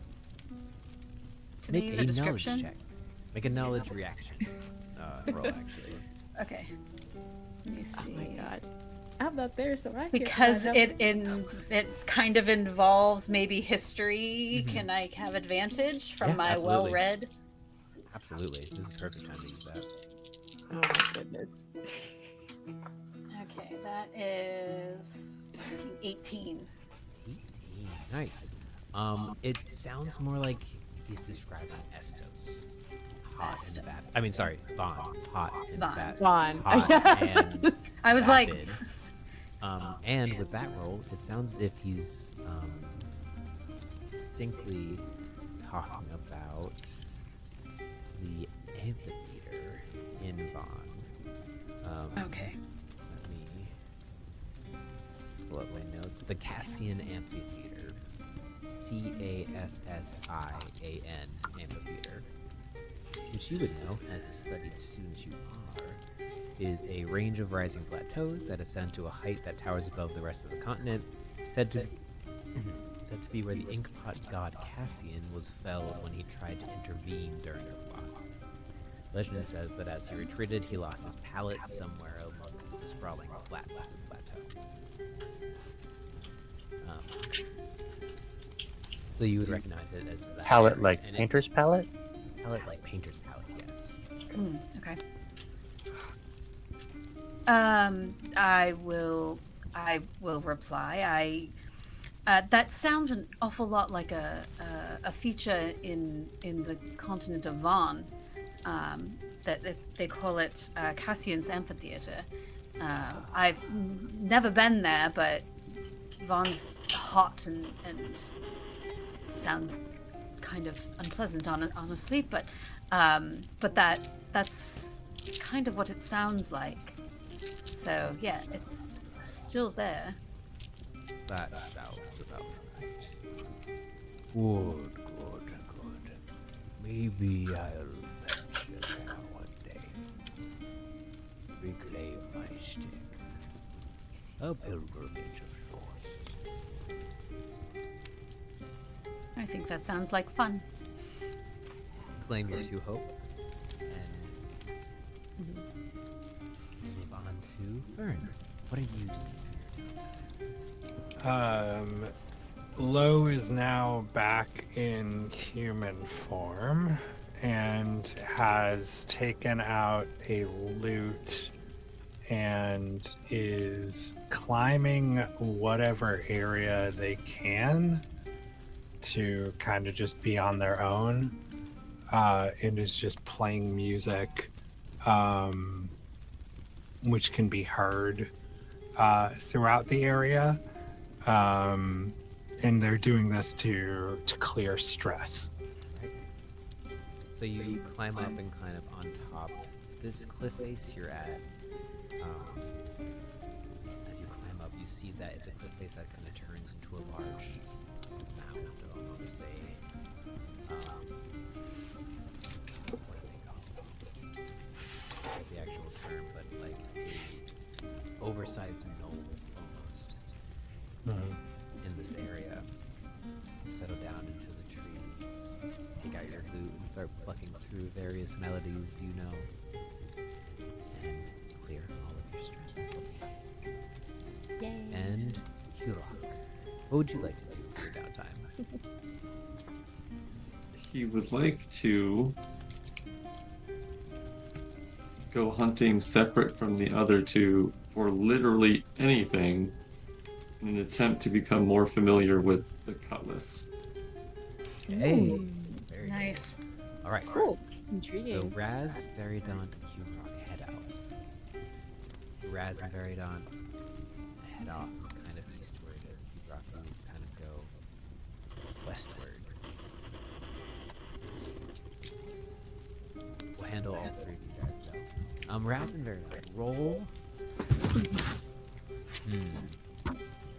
You know what? I'm gonna say you guys can pick whatever skill you want to use to try to capture a Sparkin out here in the wild.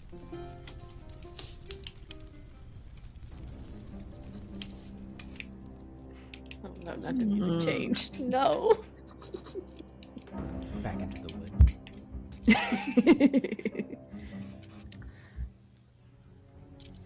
I think this might be a slight stretch, but in between Ruse find it, because obviously I'm working with Sir Rupestris, and my little sister experience, you know, having to be quiet and sneak around and sneak out without being seen. We'll use my agility to try to sneak up and grapple, leap onto one of these sprockets between myself and Rue. All right. So roll adding your agility, and then the +3 from your experience, and the additive from Rue helping using Rue skills. So that's a total of like So- 7. Because the experience is only +2. Why do I keep thinking it's +3? I'm sorry. It's +3. So it's a +5. 3 is a better number. 3 is a Yeah. better number. And I'd I love think to you get it take at the 3. Yeah, I think Yeah. it's at second level you get it. Yeah, at second but I level could you be get wrong. bumped up to 3. Okay. Which is a 22 with hope. With hope. Ooh. Awesome. Yep. And then Variedawnt, what are you using to try to capture? That's a good question. Sorry, I'm just trying to get out of D&D brain. So Yeah. It's hard. It's hard to get very out of hard. D&D brain. Like, I use my survival skill to Yeah. try to track a sparket. right, and I was like, You don't have a survival skill. You have everything's all 5 skills. loosey goosey. So it's just like, what 6 do skills. we do here? Alright, you have shadowing. And then you also have all of your abilities and things like that to do. It is nightish time now. Yeah, it's heading towards. It's like on the cusp, heading Okay. into nighttime. So Sunset, some would call it. let's see. Sorry, I'm trying to look at all the stuff that could possibly help Oh, me. you're good. Would the underborn low light living Mm-hmm. help in any way? Where it's like, when you're in an area of low light or heavy shadow, you have advantage on hide, investigate, or perception rolls. Oh, absolutely, without a doubt. Okay. And then, what was the other thing? The grim psychometry. I think that also just adds advantage. So, with that, I guess, I will be trying to spot for Razz and Sir Rao, I guess. Okay. Absolutely. So roll a instinct, and then with advantage because of your low light living. Okay, yeah, I think that makes the most sense given the Oh, buffs I got. So, wait, making sure. Yeah, okay, making sure I didn't grab a d20. So, oh, finally a hope roll. Hey! Hey! Congratulations! Hey! Congratulations! So let's see, 12 plus 6 on the d6, so that's 18 plus 1 instinct, so 19. 18, 19, and over 20. All right. Fantastic. You both set into the night, and using a mix of Variedawnt's night vision and Rue's nose, there's a few close calls. They kind of spark off and go off a few singed fingers, but you manage to kind of find, because if you remember, at the base of this kind of wall you found, there's a bunch of holes dotting it of various entrances the sparks use. You end up using a bit of Variedawnt's fine-tune finesse abilities and your understanding of how animals work to create a couple of traps that eventually catch them, using Rue to kind of flush them out, using a dog for its horned purpose. Wild. Send Rue in, send the Sparkus out, and snatch them in your traps. You both acquire a Sparket each. Bow, bow, bow. Stuff them into their various holding cases. Hugrokk, in the distance, you kind of hear these slight revels and cheers as one mission is done. How are you hunting out in the wood this night?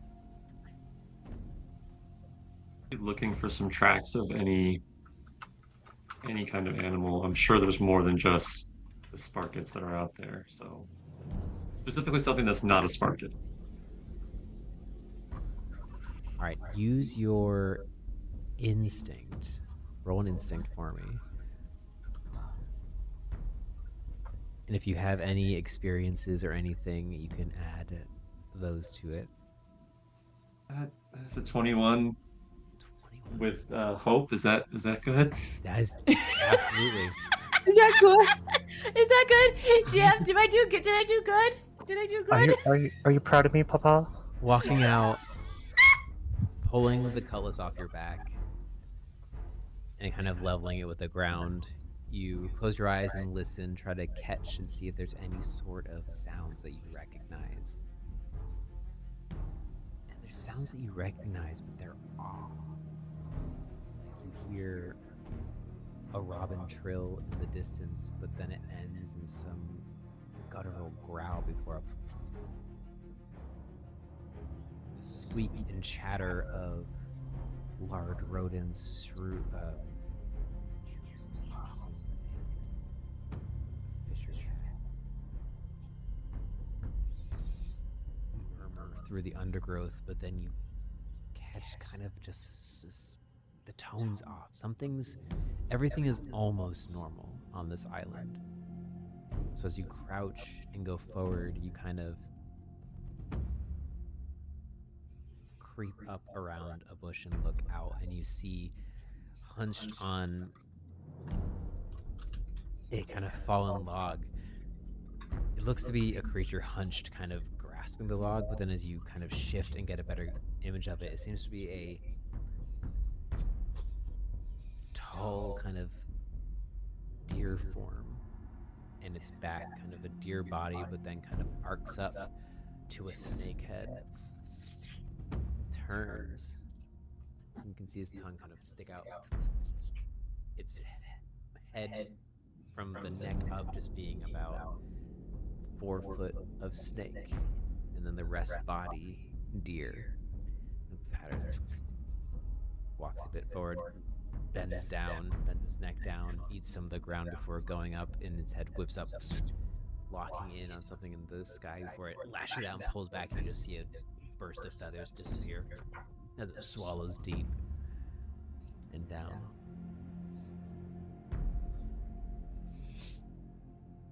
Do you want this to be your prey? Yes, absolutely. Okay. It's about, I would say it's in far range currently. How far away was that again? I can't think. So it is over 15 feet, I believe. Is what we decided. Let me double check. Okay. Maybe I should take some notes. Okay, so melee is 1 square. Very close is 3. Very close is 15 feet. Close is 35 feet, and then far. Okay, so it's within close range to you, not far. So it's within 15 feet of you. Okay. And it's like, I can't remember, was there like an opening? Or is there still just a bunch of trees in the way? You're currently kind of hidden behind a bush with trees around. You're in a dappled forest almost, and there's a little bit of a clearing just from where a tree has fallen, and this is currently standing behind that fallen tree. It kind of was fully behind it when you first saw it, and then it ventured out to catch that bird. And so it's about in a 4th cover with the tree behind it, but it's pretty. There's room to maneuver without trees if you would need to. Would like to maneuver towards it, and also either to the left or right to where I get a full view of it. It's very sneaky, and then as soon as I can like see it, just charge. Absolutely.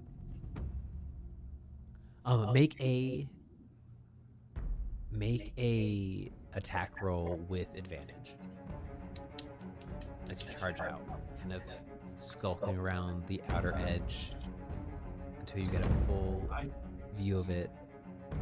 I also don't know the stats of this, so I don't know. Is it is it like a agility weapon? A cutlass is, let me bring it back up.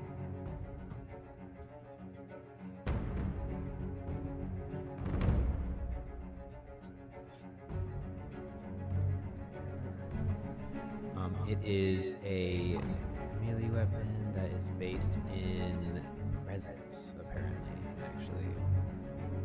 Oh, gross. Yeah, it's a weird one. Well, that sucks. Another question. Do I still have that advantage from previously because we're in the middle of a long rest, or does that go away during? I'd say you still have it. I'd say it's at the end of the long rest. Okay. Is when you get it. Is when it goes away, I mean. All right, and it's still the D12s, right? Yeah, yeah. And it's only a D8 actually. Oh yeah, a D12. So yeah, sorry, you roll a D12 to hit, attack. and then the damage is yes. Sorry. The hope fear, yeah. Oh, actually, not oof. Not oof. Not oof at all. That is 20 something. Oh, definitely not oof. Oh, that definitely hits. Hugrokk coming in hot. You charge in, and it instantly kind of whips around. As soon as you leave cover, it jumps back with its hooves and turns, and then lashes out with its long snake neck. You kind of dip out of the side. You put your hand on the back of this cutlass, wrench it into his neck, kind of carve it down using its own momentum against it. Flops over on the ground next to you. You kind of weigh the cutlass back and forth. It's a good weapon. It's different than you thought it was going to be.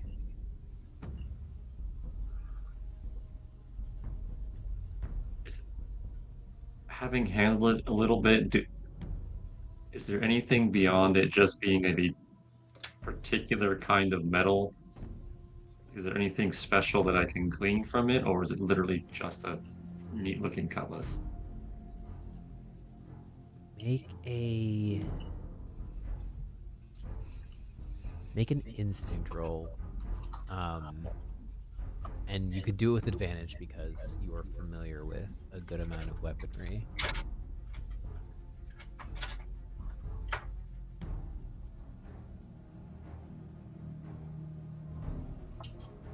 $17 with hope, if that matters. 17 with hope. It does matter. Take your hope. I'm full up. Oh, perfect. Use your hope. I don't have any reason to use it. There's nothing I can do currently. It's true, it's true.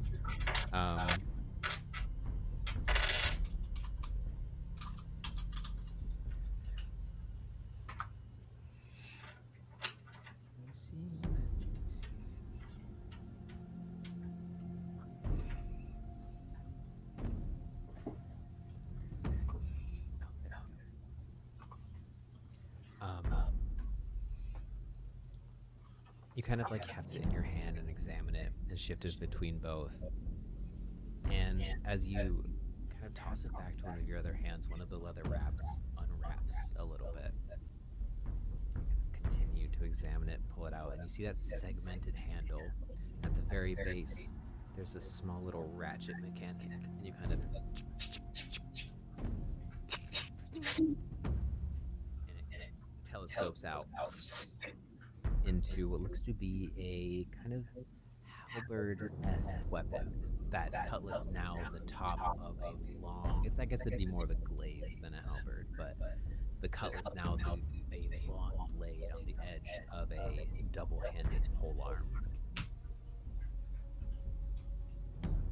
And as you hold it and kind of twist it around, you can feel the kind of bounce and weight of it has changed, and it feels a bit better in your hands.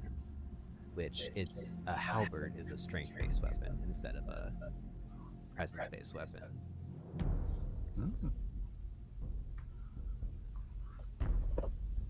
That's cool. That's a camouflage weapon.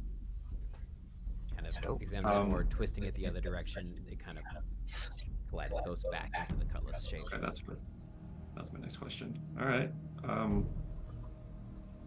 I guess knowing that, I would just take it back out into the glaive form until everyone's ready, and just practice the movements with it, and make sure I understand the balance and how it flows and everything, get used to it.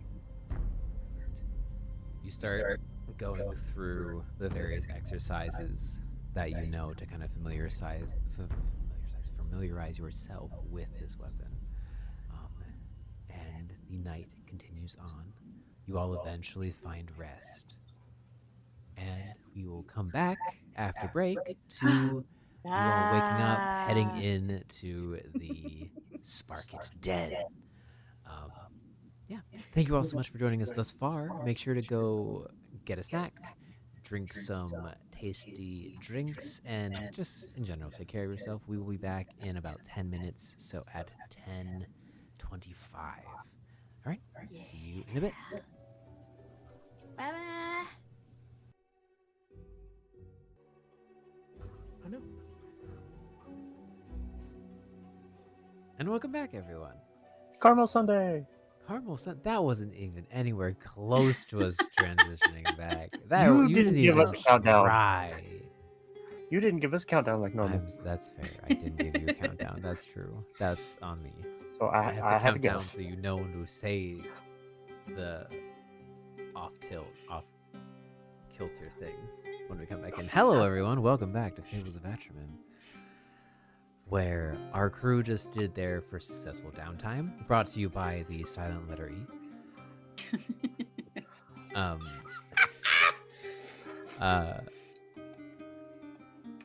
Where our crew just settled down for not the full night, but a long rest in the form of a couple of hours. You wake up at around, it looks to be past midnight. Not too far past, from what you can tell, but none of you have clocks on you, so the moon is not directly above you, so you might have overslept a little bit. But there's no sun on the horizon yet, so you still have time. Edda is still passed out when you all wake up. But she did, before she fell asleep, tell Oriana how to get down into the den, and she also gave you a general layout of the den. Seems to be fairly open with a large central pillar, and it kind of makes a large O shape. And her nest is in the very back against a stone wall that protrudes apparently from the basement of, or from the deep down bits of Wyrmhold Academy. All right, that's good. I really didn't want to wake her up if she needed her rest. Good, Oriana. Good job. I have my moments.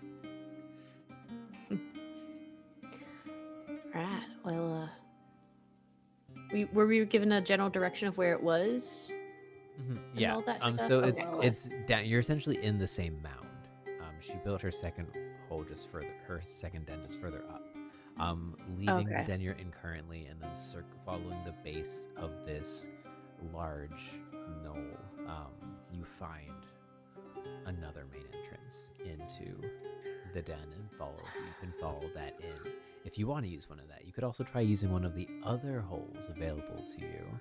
Some of them are a big enough size for you to scramble through, but of course the entrance that Edda uses would be the easiest for you to navigate and the most open to you, though the most direct. All right. Well, I'm sure a bunch of y'all are better adventurers than me. What do you think? Easy path or try to cut them off by surprise? Well, I've generally had more luck being somewhat sneaky, but I'm also small, so getting into those smaller spaces is a little bit easier for me than it might be for some of our other friends here. Yeah. What if we split the party? I mean, that's not a bad option. Just, block them both ways. I think I could fit in the small spaces. And Alright. wings will go down, tight against her as much as possible. And Rupestris can, because he was doing so last night. Yep. All right. So, does one group want to go down a smaller hole, and then the others go into the main entrance, and then we can kind of surround them that way? Does that make any sense? I don't know if I'm doing this right or not. For those of us going to the main entrance can be a distraction for everyone else going through the tunnels to do a surprise attack while we have their attention. Ooh, you're surprisingly clever, darling. I No, know that's good. battle. No, it's good. Question. Do you think the Sparkettes like or hate the old man that runs this whole place? Or would they find him like someone that they want to intimidate or like tease and joke around like they have with our dear Edda, excuse me. Probably that one. They seem, from what I can gather, they seem to be hostile towards kind of anything. They're little shits. Yeah. We need. Well, I mean, I don't know if it's much, but I might have a trick up my sleeve to make it seem that the lovely headmaster is here to interrogate the problem, let's just say. If it works, I don't know. I've never really tried it that well before.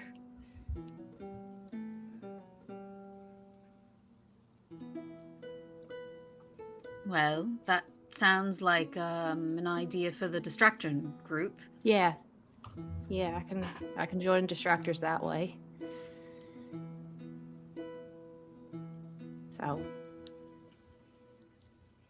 So Oriana and myself going in the back way, correct? Is there anyone else joining us? I have a way of making myself small, so yes, I will join you all. Perfect. Alright. Alright, well, Variedawnt, Hugrokk, do you mind if I tag along with y'all? That was kind of my plan, anyways. I don't see why not. Okay. So by episode 3, you split the party. I mean, not to actually, but we were split during the first episode. It's true. True. We were. And Got the it out of the whole way. falling down the cliff thing. But yeah. to be Exactly. fair, at that point we weren't really a party. Yeah. True. There's a high probability Uh, of barking at us to go to bed. Aw. Yeah. Before Yeah, we just formed up, and like 2 hours later, it's like, split up. I mean, yeah, are we really a party yet? I mean, That's fair. it's hard to say. Before we do split up, I'm going to go over to Belle and just kind of touch her on the shoulder and say, I think this might help you. And cast Tava's armor. So you have a +1 to your armor score until your next round experience. Oh, so instead of 3 armor slots, I have 4 armor slots. Yep. Oh, Oh, nice. that's so nice of you, Oriana. Thank you. Well, I you seem know I to tend to get in the middle.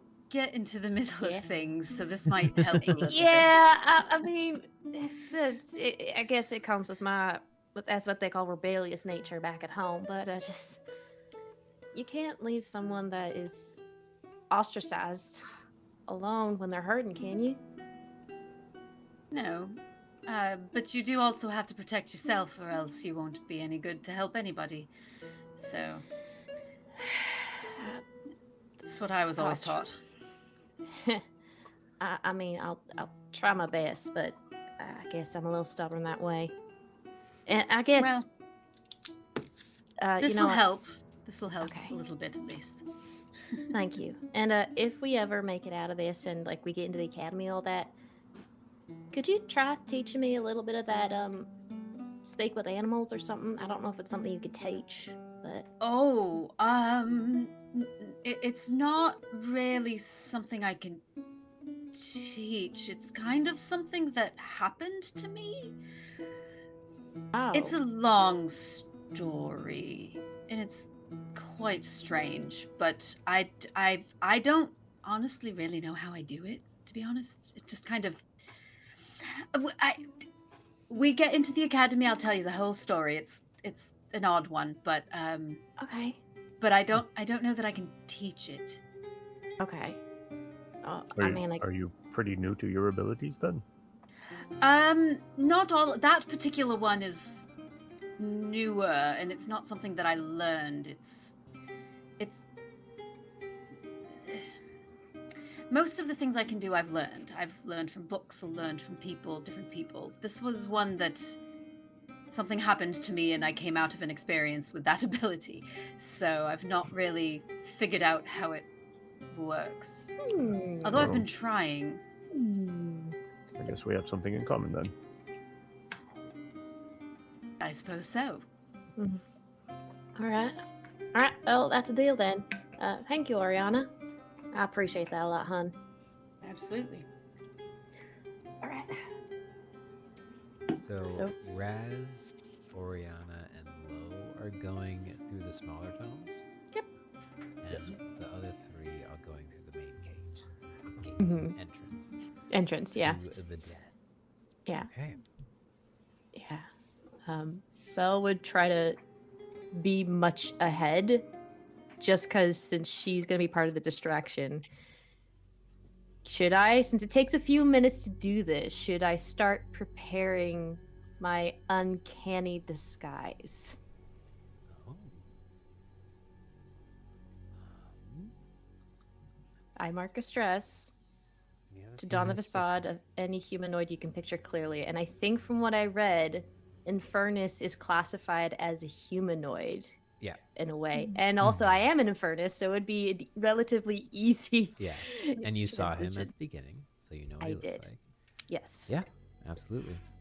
Yeah. So, Marcus Stress, don the facade of a humanoid you can picture clearly in your mind. While disguised, you have advantage on presence rolls to avoid scrutiny. Place a number of tokens equal to your spellcast trait on this card. When you take an action while disguised, spend a token from this card. After the action that spends the last token resolved, the disguise drops. Oh, cool. Yeah. So that's how they time how long the spell lasts. That's cool. Yeah. So I have to do actions, but going after a few minutes, kind of Belle again, trying to focus, like, just make me look like him, please, as best you can, and is going to try and make herself look like Eardney. So following the three going through the main gate first. And then real quick, could I I'm just say out loud to the two of you, I guess, because I wouldn't say it out loud to me. I do have a way to help someone. I don't know how would I word this in game terms. Or, I do have a way to make it so people take less of a hit if either of you two would want an aid, or I can give it to myself. I mean, I know I've been hit up pretty much, but I also want to make sure everybody else is fair play.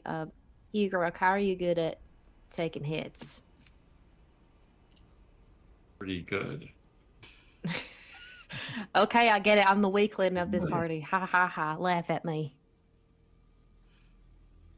No one's laughing, but when you have the opportunity, work on your weaknesses so they become strengths.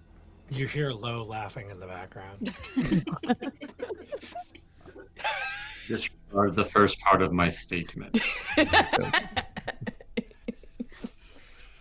Well, it's not laughing at you. It's more, if we are going to be a team, we should be a team and help each other out.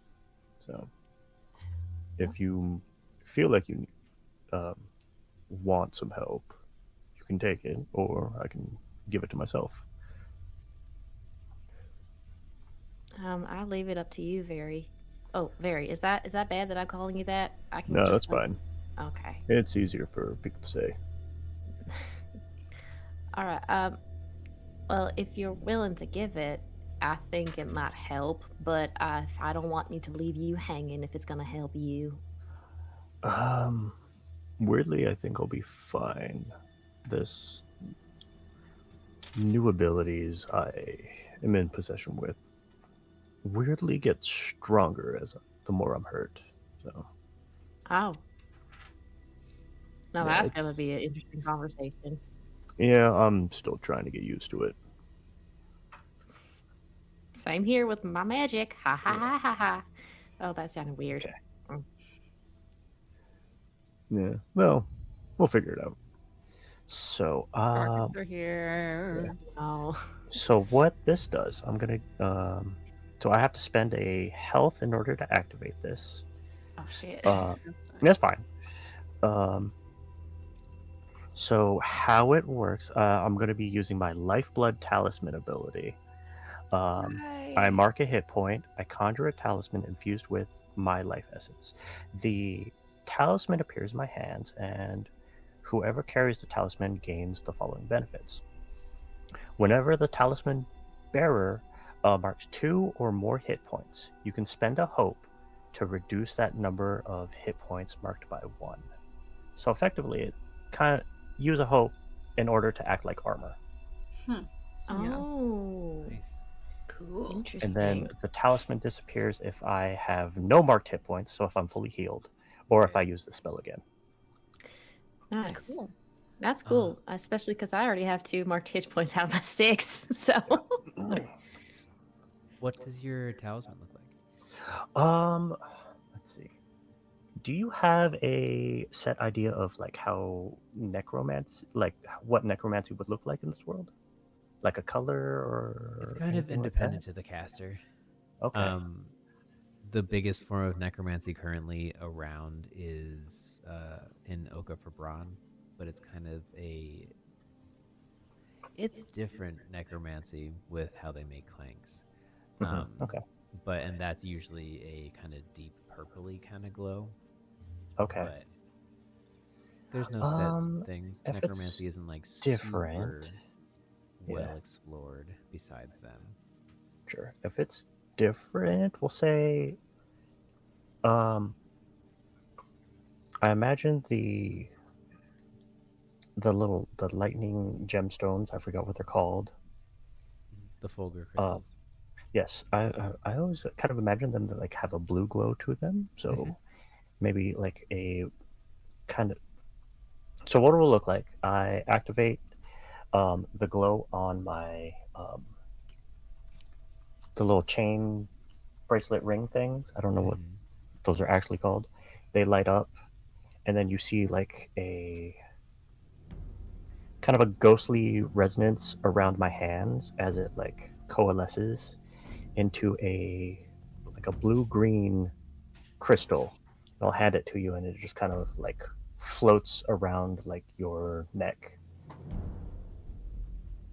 Oh well. Thank you. I appreciate it. It probably looks really weird because at this point she looks like Edme, so then it has the things like. Yeah. I appreciate that. I. How do you... I appreciate that. No, that doesn't sound like him, does it? Ugh. The three of you venture further down the entryway of this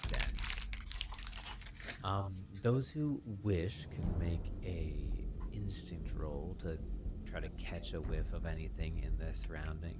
Every so often you'll hear, kind of echoing down the hallway, the little shimmer of magic.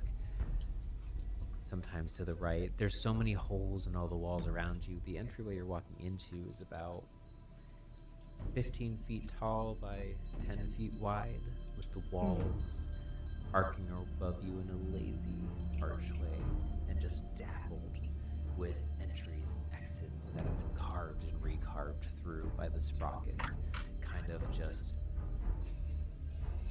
worming their way through the main caverns of the den of this place. Nice. I don't know if my arcane picks up that, but for instinct, 7 plus 6 is 13. I rolled a 15 with hope. With hope, nice. Take your hope. Yay. Yeah. Hugrokk, I think I saw you roll. 24. Hell yeah. Very nice. I got an 11 and a 12, and I have a +1 to it, so it is with hope. But I'm full up on hope.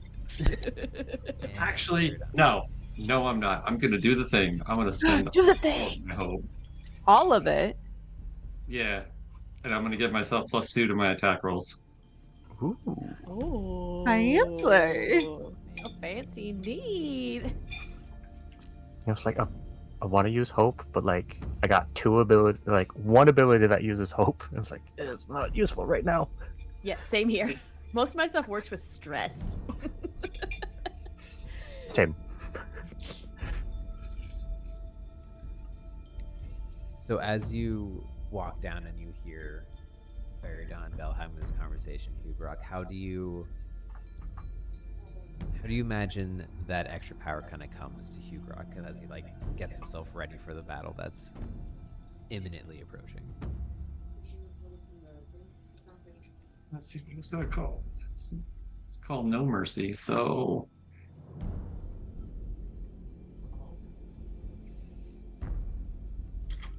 I guess he'll just kind of focus his thoughts towards Edda a little bit, and how these little shitheads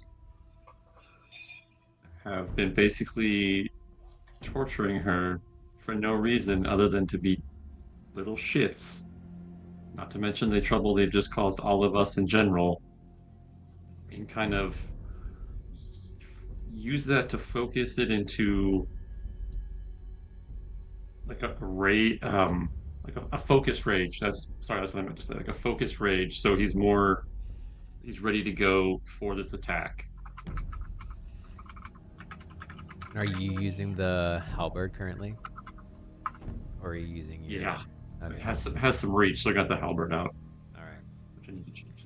Walking down, Belle's voice in the mimicry of Erdney, trying to hone in, kind of tighten your grip on the halberd and focus into the dark, your eyes adjusting, and you can hear those shimmers coming more and more from ahead of you as we shift our focus into the walls themselves, as Razz, Rue, Oriana, and Lo, what form are you currently in? How small is this entrance? Well, it has to be big enough for Oriana to fit. Oriana's fairly small, but Does Oriana have to like crawl? Well, I can crawl. Yeah. But I'm like 4 feet tall Yeah. when I'm standing, so I can get pretty small. I'm a cat. As long as my head can fit, I can fit. Yeah. Yeah, the whiskers. Yeah, I think wolf form is probably going to be the way. Right. Because that'll probably be close enough to Oriana size, but if it needs to be smaller, then it would be fox form. Okay. I'd say there's definitely a passage there that is wolf form, because the wolf form that the other three are walking down is Vulwolf form, so very large. Regular wolf form can be a bit smaller. You are kind of like having to shimmy in some spots. It's a little harder for you to maneuver around through in your wolf form than it is for Oriana, but not enough to really cause any problems. I will, however, who wants to lead the way through this labyrinth of rabbit holes that you're trying to navigate through? As you run through, and it's very clear that these are freshly dug sparket tunnels. The dirt is still pretty loose around. There's still fresh living roots kind of springing out from above you, and it's fairly tight. This one seems a bit more well-traveled, which is why it's a bit bigger, so it's a bit more packed beneath you, but it's still, the light vanishes quickly unless you have some form of dark vision.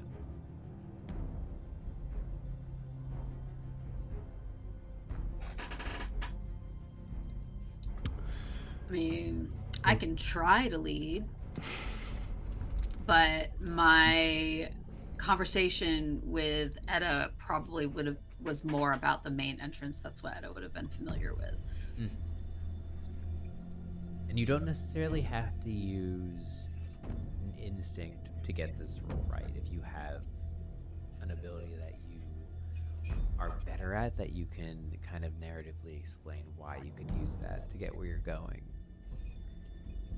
as well as add any experience. I feel I've just been using so much Rue's find it skill. And hypothetically, if Rue could get a good sniff of Edda, before we leave, because we're specifically going for the egg at this point. Rue could lead us pretty well, hypothetically. Dogs are good at some very particular things. And I feel like Find It is a fairly useful skill in general, so it makes sense you're using it all the time. Yeah. Is Find It, is there a cost to Find It at all? I have to spend a hope. Okay, cool. It's like the same as using one of your experiences. Because Find It is specifically Rue's experience, right? Yeah, but Rue doesn't have like a separate hope counter. Yeah. Oh yeah, I know. I just thought it was cool that your animal familiar also got its own experience. Yeah, he gets 2, so he has Pretty Boy and Find It. Pretty Boy.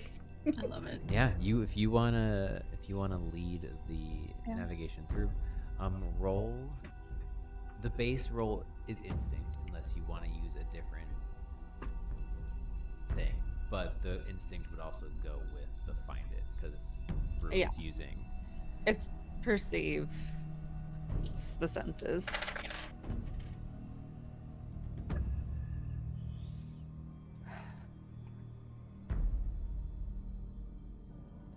Great. 13. 13. With fear. With fear. Yeah. Full on fear, however. You navigate. You tell Rue to find it, taking an extra second before you leave to have him get a good whiff of Etta and memorize her scent. And you delve into the tunnels.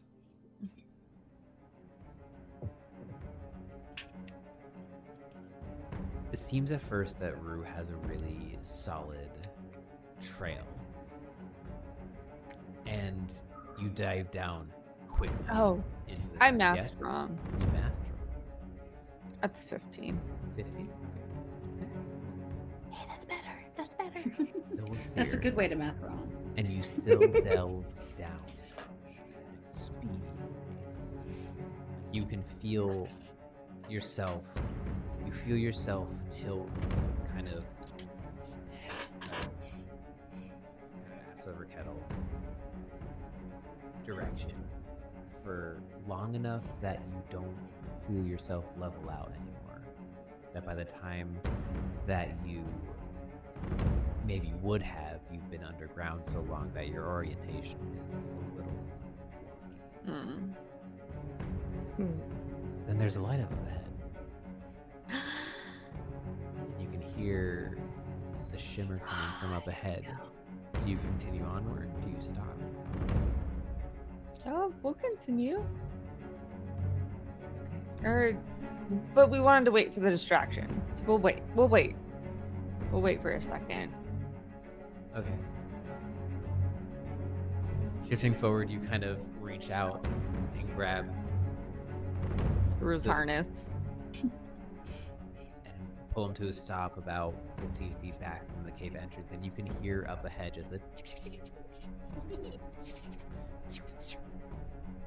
the chatter and rapid movement of what sounds to be many sparkets ahead of you. Both Oriana and Lo, you can hear this too, since I'm guessing you guys were following along behind to kind of stop 15 feet back and hear this up ahead of you. And it's not a bright light, it's kind of like a dim kind of light that kind of flickers, kind of, but there does seem to be a slight constant light there as well.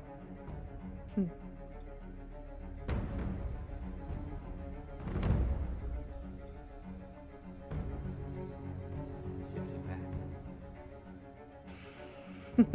The journey has been rather mundane through the main entrance. There were a few close calls where you thought some sparkets were going to appear, but then they seemed to have veered off in a hidden, unforeseen tunnel system. It's a little hard to keep track of where everything is here, with how the sound echoes moves around. There's so many pathways for the sound to come and go that it's a little tricky.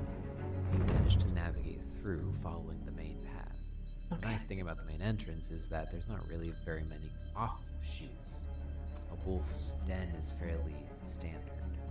There's an entryway, and then a ring where they rest and gather for nesting. Yes, Belle? Really quick, Variedawnt. You were successful in catching a sparkette, weren't you? Yes. Do you still have it on you? Yeah, Would we still have? Yeah. it's in like a little cage apparatus. May I have it as part of my distraction when we get close? Sure. I'm not gonna release it, I promise. I'm Okay. just trying to threaten them a little. All right. Hand you lightning bunny rabbit. Buddy rabbit. Still disguised as Ed means. It like it like looks up and chatters at you like it's talking at you, but you can't understand what it's saying. Yeah, I Yeah. can't understand you, buddy. All of the speak with Yeah. nature's tongue went together. Yep. It's very funny. It's really funny. But yeah. And also I'm Won't be a disguised as problem. eared meat, so I don't know how they're reacting as me in this form. The Would I one be you're able to pick holding up? doesn't seem to be like reacting to you any more than it was in a different form. Okay. But it's very focused on you and like chittering at you angrily. So do we work? Maybe it's Possibility. used to you being able to understand it as Erdney. I mean, hey. You get to the precipice. That dim light kind of radiates out into an entryway that narrows down a bit, about 10 feet by 5 feet, kind of pinch point, before exiting into the main section of the Vulwolf's den. What do you guys want to do to prepare, and how do you wish to approach this? Or prepare, or how do you want to approach this? Real- Again, Oh, sorry. no, go ahead. Real quick. Does Daggerheart do dark vision? I was wondering that too, because I feel like a Qatari would have dark vision or something similar, and I couldn't find anything. Yeah, that is interesting. I don't know. It would be something regarding your character, I think. Because I was just like, what? I glow, so I don't need a light. But I was like, how do the other two? Can they see? I mean, I am Infernus. Doesn't Infernus, which is the equivalent of a tiefling, normally have dark vision of some kind? I don't remember. I haven't played a lot of tieflings. Yeah, so it's interesting because like there's no set like dark vision for Daggerheart, but then there's reference in some passages of like goblins have large eyes and can see better in and at greater distances in darkness and stuff like that. And then there's anyone who's born in the underborn community has the see in the light like ability. So it's kind of like they seem to leave it like mostly Daggerheart fairly open ended. Where it's like we've referenced that some things can see in the dark. Use your best determination. So it would make sense for Qatari to have night vision. I feel like it would make sense for Infernus to have night vision, seeing as they are from the Hells, or their equivalent in this world. The Makes sense acetone. for mushroom people to be able to see in the dark, seeing that is where a lot of mushroom folk would be.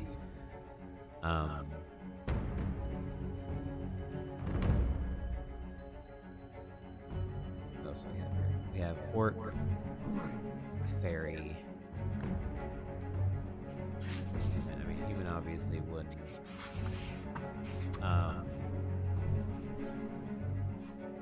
Fairy, I feel like would. I feel like fairy would. Well, because they typically, well, maybe they, but they're just like highly magical, you know. Yeah. Orc. I feel like orc and elves. I'm not sure. Yeah, sorry for the sidetrack on that. I was just No, Oh no, no, I mean no, it's a good that's thing to fine. Good. differentiate It's Yeah, very because I you was are going thinking into about a it low too. light So. situation. Yeah. And like then there's frog people, planks, and like monkey people. And monkey people wouldn't have the simia wouldn't have dark vision. I feel like clanks could very easily have dark vision. It would just depend on how they were built, though, kind of.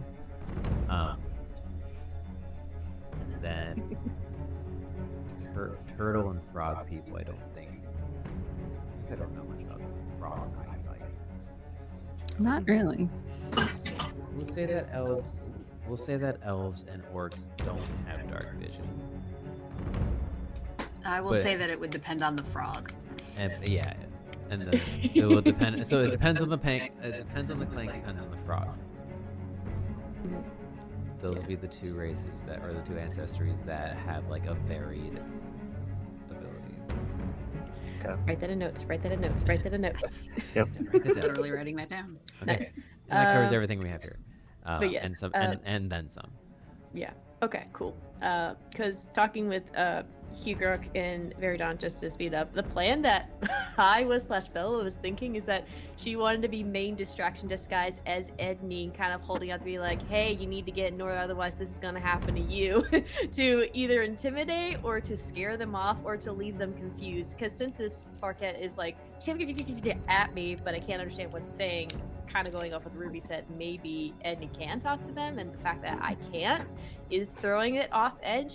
So again, she's throwing herself to be a main distraction, to just have them focus on her, so that way Hugrokk and Very can, I guess, go around the sides, and then other people can go from other angles. So as Edney, disguised to try and pull their main focus away from the hoard and the treasure, and especially this egg. That's what she wanted to do. Hence why she wanted to be ahead. Hugrock's whole thing with this frontal assault was literally a frontal assault. We get their attention, don't try anything. Plus, it doesn't seem like it's gonna do anything. How do I word this? It feels like these little electric pieces of shit don't know who he is per se, or why would they, if he doesn't, to our knowledge, traverse the island and interact with these creatures. And being rabbits, I also kind of feel they're somewhat short-lived in the lifespan anyways. But maybe keep some non-lethal damage so we can capture some of them just in case. But I mean, That's where I was coming from. yeah. There might be different approaches, but the main thing is to distract in any way possible so that the rest of the party can come from behind. So, slightly different approaches, but the same goal in a sense. Yes. Kind of, so. I mean, it's whatever you guys So think. you wanna? So Couldn't hurt to try your way Here. first. what I'm hearing is Belle heads up first, disguised as Eridanny, with you two kind of waiting in the wings for their reaction. Mhm. And Yeah. then That's good. you guys charge in whence. Really? Shit hits the fan. There we go. Yeah. That's a good way to put it. Right. Well, I guess I might as well. Ooh. Bum, bum, bum. Dun, dun, dun. Cauldron Alright, alert, well, the connection is I got- gone. I need Is that the me? link for it.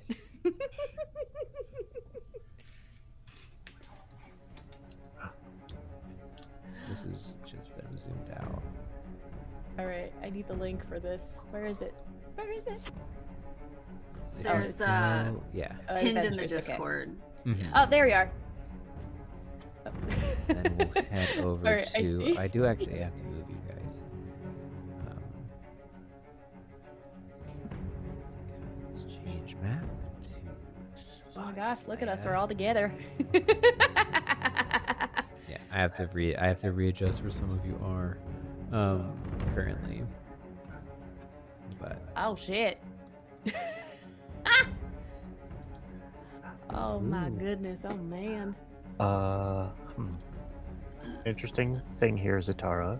mhm. We're on Fog of War, but the stream is not. Yeah, that is true. Oh, interesting. Okay. So do you like us to specifically not look at the stream?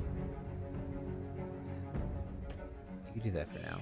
I'm probably just gonna turn that off because I didn't mean to turn that off. Oh, okay. Okay. The Fog of War system's a little finicky with this virtual tabletop, so I'm still working with it. But let me just edit my settings real quick. Oh my goodness. This is gonna be interesting indeed. Yeah, it's been a minute since we've messed with this. Gotta try and remember how to do things. Measure distance. How do we work a map? Yep, familiarize yourselves again. Yeah. How do you measure distance? I don't think I ever got that to work before. Okay. When we played it before. I know it does, but Oh yeah, I think we were all struggling with that. Yeah. It's Now that you mention it. Oh yeah, it's a measured distance. Yeah. It's fine. I'll figure it out.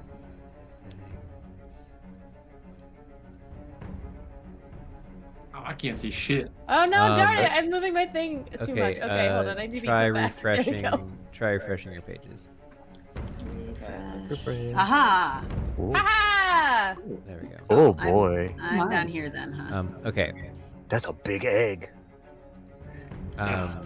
Yes, so you're done. Oh, that there. is big. Um, egg indeed. to- Oh my goodness.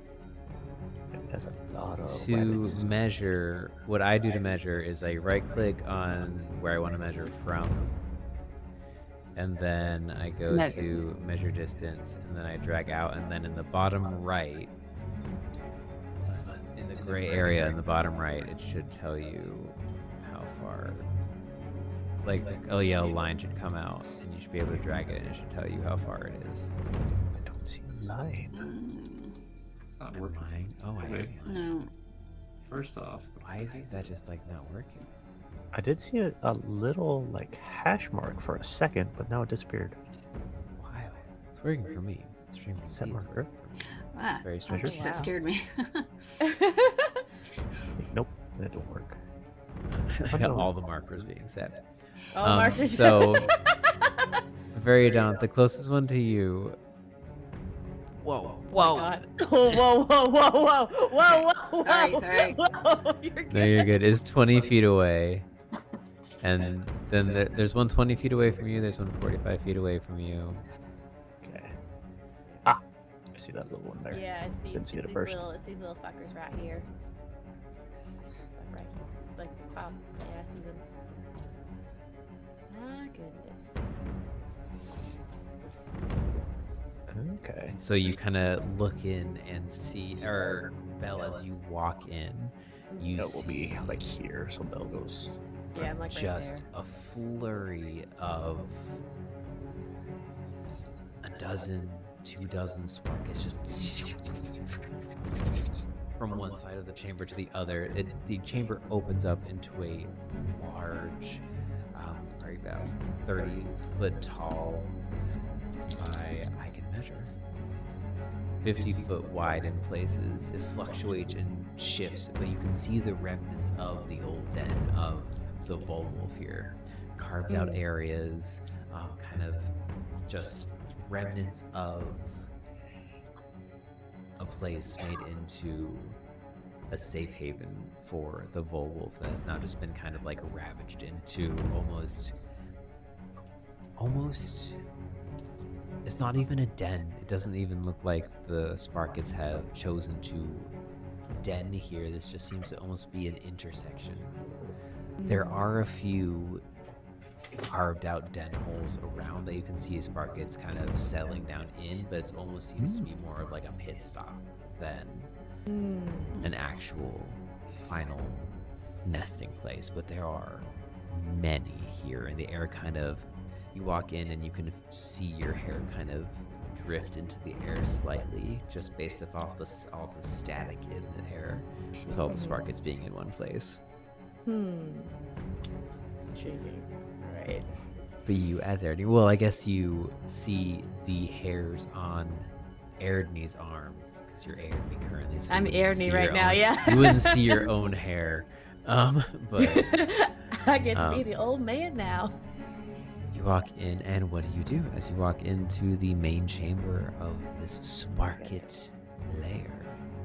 Okay, let's see. I'll just be right there. Right. Well, gulps a little, and then we'll just progress forward, holding the cage Sparket, and in her best to try and impersonate Erdney's like, "Hey, you. I hear you've been causing quite the trouble around these parts. Do you know what happens to those that don't pay attention and do well?" And we'll hold up the caged up Sparket. "This is what will happen to you if you cause any more trouble on my island. Do you hear me?" Something like that. She's trying to intimidate or distract. I'm guessing that's an action to do that. Yes. Yep. Roll a presence check. Okay. And I get advantage on this, so... there's no way I can get advantage on top of that for intimidation. It's fine. It's fine. It's fine. It's fine. I look like Edney, so it's fine. Okay. And I get advantage, so... You got this. It's fine. Okay. Let's see. Okay. 12.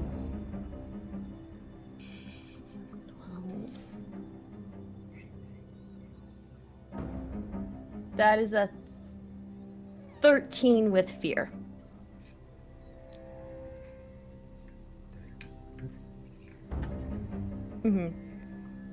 Actually, what? No, never mind. Actually, no. I had to do it before the roll. Never mind. I was gonna use my Know of the Tide. I keep forgetting to fucking do that. What did you want to use? Seaboard Know the Tide. You can set up when you roll with fear, place a token on the community card. You can hold a number of tokens equal to your level. Before you make an action, you spend the number of these tokens to gain a bonus +1. So if I use that, it would change that 13 to a 14. But I rolled before I announced it. That's the thing. It's okay. You can use it for this time. Okay, then I'm gonna use New it to turn it abilities. into a 14. Yeah, new abilities. We're still learning the game. New abilities, still learning. Yes, you got. I'm assuming these little markers are the little shits. Do we see them currently? Yes.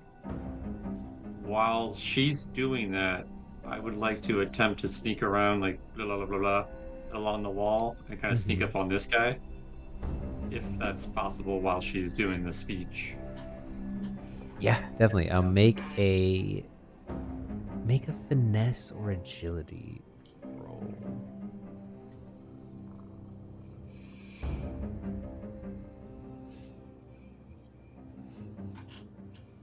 Yeah, and you can see while it's dim light in here, the Sparkets having that little electric crackle to them makes it very easy to see them kind of zip and zoom through this chamber. It's kind of, you walk in and there, that dim glow is just from the sheer amount of Sparkets in here, and the reason it kind of flickers and shimmers is with them dashing from one section to the other. I got What'd a you roll? 15 with hope. 15 with hope. So Belle, as you walk out, you feel that anxiety kind of build within you a little bit as the sparks kind of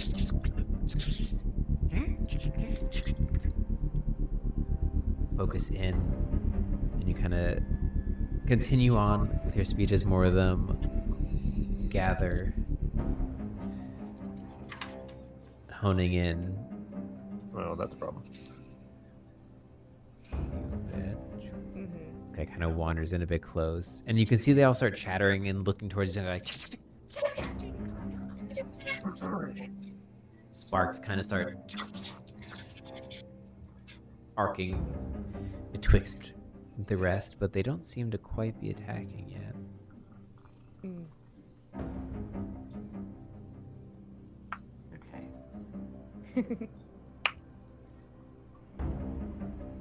Well, I'm gathering them all in one place. I'm doing something. Now, I have Where a did you quick wanna move question to, on one of Hugrokk? my abilities, Zatara. Yes. Let me figure out which one it was again. Yes, okay. So, the Blood Hunter of Hope ability, Blood Maledict. Mhm. Oh, never mind. It specifically says target a creature. Okay. So, but I can't switch that around afterwards. Dang. Okay. It'll be fine. But while we're preparing, I want to try and put my blood. Oh, I can't ping. That feels weird. I think you can set marker. There you Yeah, I want to put a blood maledict on that guy. Okay. So what it does, I spend 3 hope. Boop boop boop. And I target a creature within far range until I finish a rest or take severe damage or use this feature again. I have advantage on all rolls against that target. Hold on, wait. You got something redeemed. Chat's chosen's for junkies. What'd I do? What'd that mean? It's I an didn't get the automatic success notification. to anything, I think, or whatever it is. Interesting. Give a player an Dang. auto success. Yeah. Lil Millie Okay. redeems Chat's Chosen 2 junkies. Damn. Oh, Damn. For 10,000 channel points. Nice. Holy mackerel. I need a It's a lot. Write it down. Okay. So yeah, that's an Take Millie. that's an auto success. An auto Okay. success Yeah. on anything you roll. All right. For the next roll, correct? Or Let me double check the finer details. I don't know why I can't just look at them here. Give me 1 second. I just saw that. I was just like, this would be perfect. Interesting. I like it. Thank you. Thank you. There it is. Yep, give a player an auto success. Just give a player an auto success. Ambiguous, like most of Daggerheart. Right. Okay. Fair enough. But To try to remember that also means that you don't have to use it on your next roll. You can use it whenever. Right. Okay. But yeah, just for prepping, I'm gonna put the blood maledict on that closest one. Okay. Yeah. Describe and how your blood maledict, what your blood maledict looked like as you cast it on the closest target. my glowing rings, because that's what the actual piece of equipment's called, like lights up with that what is that material called again? What did we name it? Fulgur. Yeah. So Fulgur is the kind of natural stone that can be carved and used to hold the electric energy that Drakall uses for all their energy, known as Blesk. So it's just a naturally mined mineral from the earth. The Blesk, yeah. So the runes on my rings will light up, and then more of that, like a spectral hand or spectral arms kind of appear on my person, and then ghost out in kind of like cloud around that creature. Spectral limbs go and gather around, coalesce, kind of wrapping it in a shimmering mist, kind of coalesce. Bring that you see kind of freeze for a second. Its spark dims, but it kind of shakes it off like nothing happened. But you can feel your blood maledict take hold on this spark. It. As Belle, you continue to communicate, kind of goad them in with your speeches. The chattering grows stronger and stronger. You can feel as the spark gets coalesced in one point that tingling feeling in the air. That's not what I wanted to do. There we go. That tingling feeling in the air gets more intense. I need you to make a strength isn't right. I need you to make a.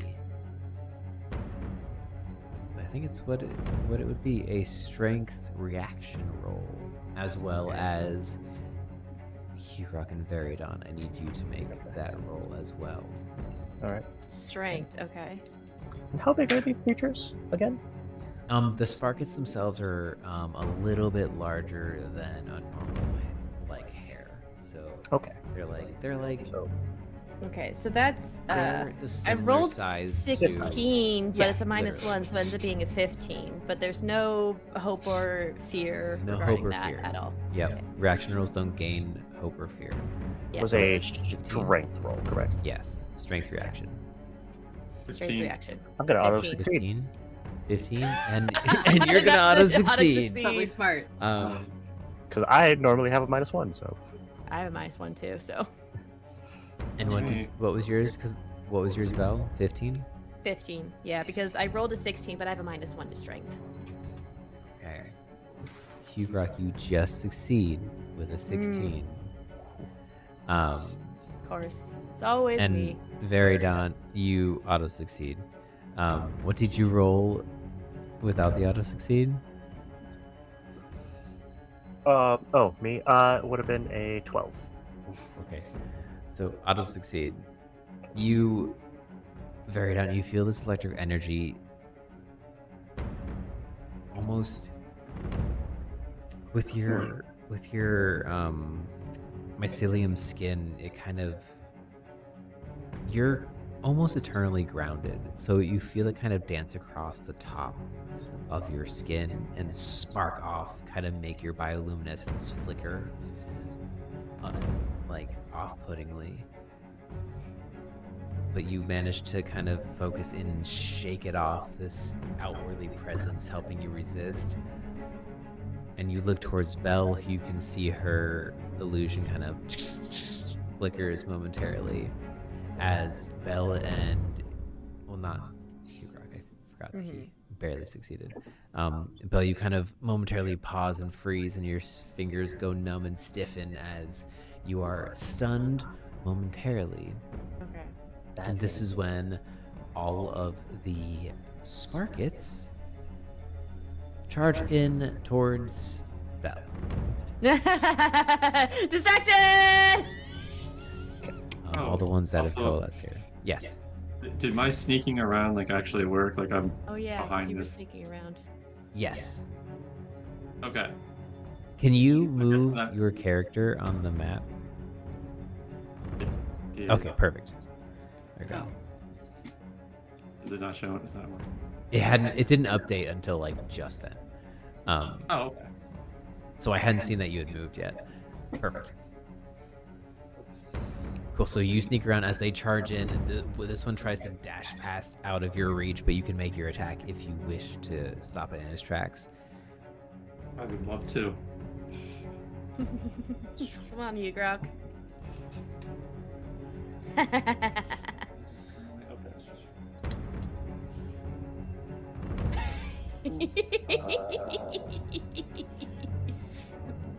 Oh boy. 15. 15 definitely hits. Roll for damage. F yeah. Nice. Hell yeah. It's at this point that those of you in the cave, you hear the kind of shimmering all of a sudden. You hear the talking start happening, and then it suddenly stops abruptly. And the kind of shimmer flicker dims a little bit as the majority of the sprockets dash around forwards. What did you roll for damage you got? 15. 15? 13. 13. That's still enough to kill it. Hell yeah! It tries to spark away and you just stop it in its tracks. However, this is when I'm going to spend 1, 2, 3, 4, 5, 6, 7, 8, 9, 10. Uh-oh. Uh-oh. 1, 2, 3, Oh, 4, 5, jeez. 6, 7, 8, 9, 10. I'm going to spend 10 fear. What? Can we do anything? Cash. Real cash.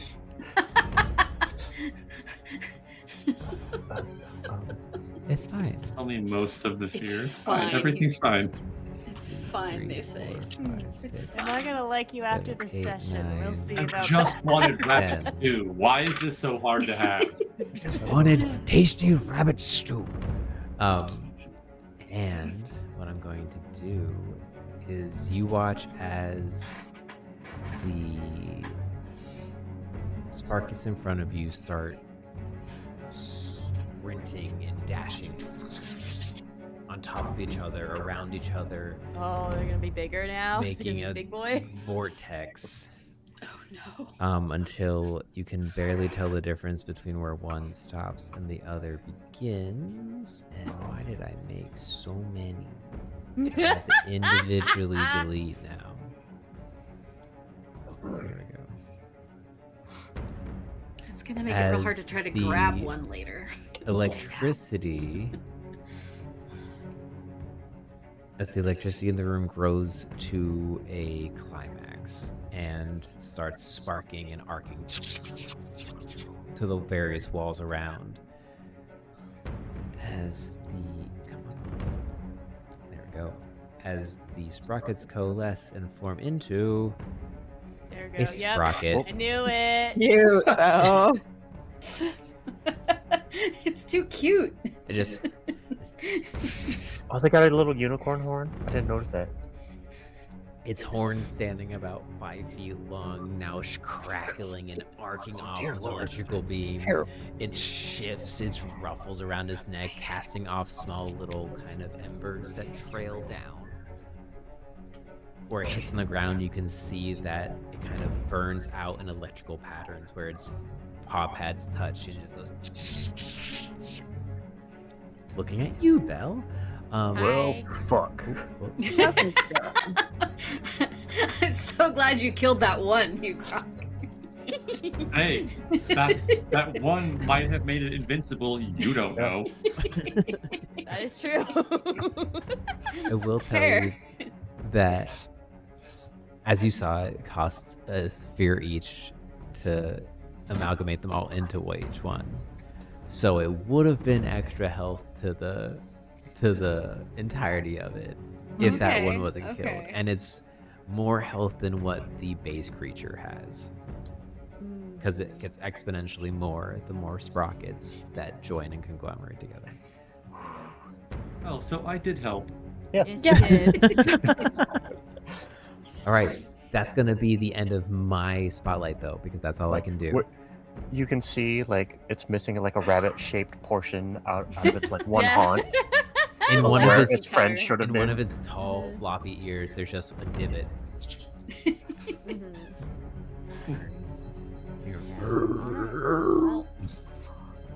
As it crashes its hand into the ground, you can see it kind of sparks in a radius.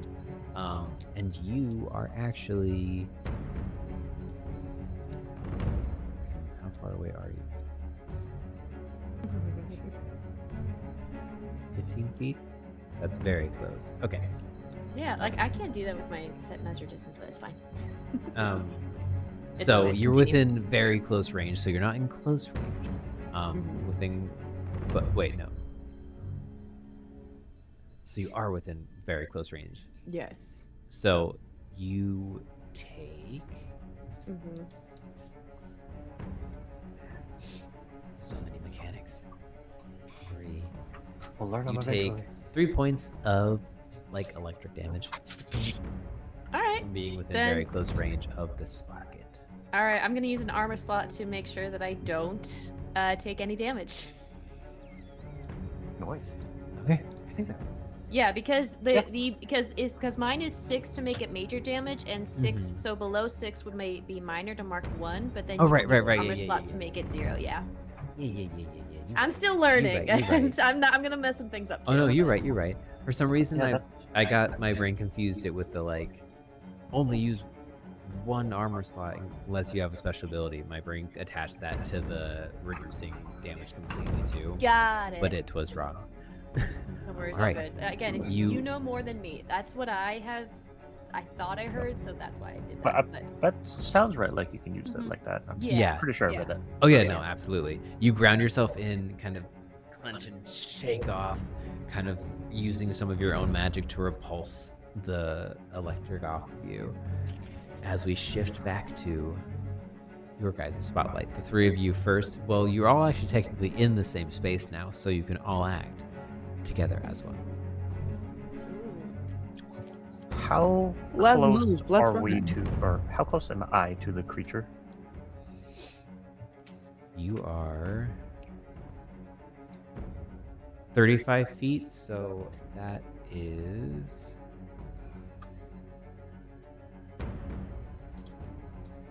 within close range. So you're close range.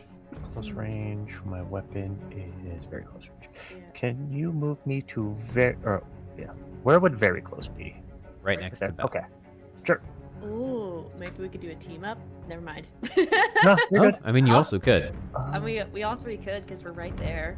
We could try to combine some of our stuff. If you guys so want to we can spend a distract her. hope, if you guys want to spend a cumulative 3 hope and do some sort of team up move, you absolutely can. I mean, Good. it's up to what everybody else feels. Yeah. How would we do this then? Yeah. What team up move would you do? Yeah, we don't mean- know each other's That's true. abilities or anything yet. Yeah. I sure. mean, That's a good I point. have my whip, so I could try to like whip something down to hold it more in place, and then you guys could get some pretty good attacks. I know they're all a bunch of them combined into one big creature, but I could hold on to something with my whip to be able to. But How about we do a concentrated attack on one of the legs to maybe try and maim it or something to maybe limit its movement speed if that's something that we can do. yeah, that sounds Right. pretty good. Okay, Yeah, Okay, absolutely. yeah. all right.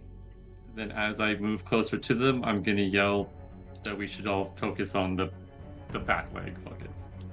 Sure. All right. Great. We can do that.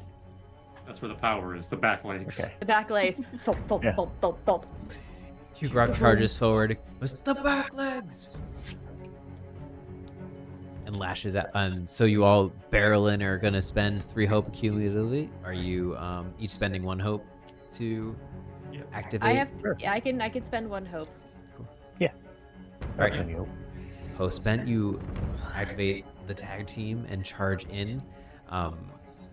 Hugrokk leading the charge with his glaive. Belle and Very, what do you guys do to tack on and help kind of take out the back limb of this creature?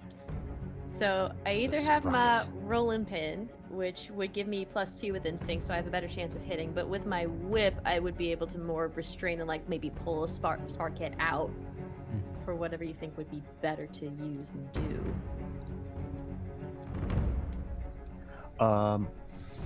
For me, it would just look like an attack from this distance.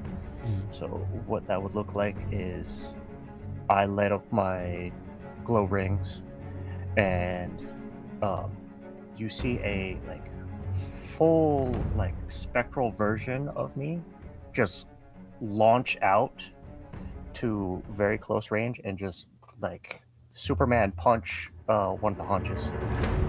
Yes, I like that. Yes, I punch with my ghost. Punch of the ghost. Punch with my ghost. Yeah. And Hugrokk, as you're charging forward, kind of leading this maneuver, how do you attack the beast? I guess I would go for more of a stabbing motion, as I'm a little charge and try to stab it right there in its hind leg. All right. You charge forward, lunge and stab with this halberd, and you see that there's an interesting thing about this metal and how it reacts to electricity.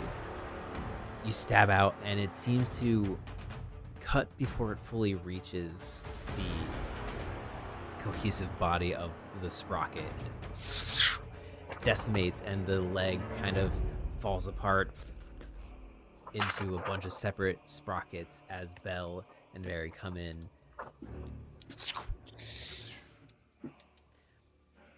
Kind of decimate the separated sprockets as they've decoalesced, and you pull back and make a knowledge roll for me, if you so wish.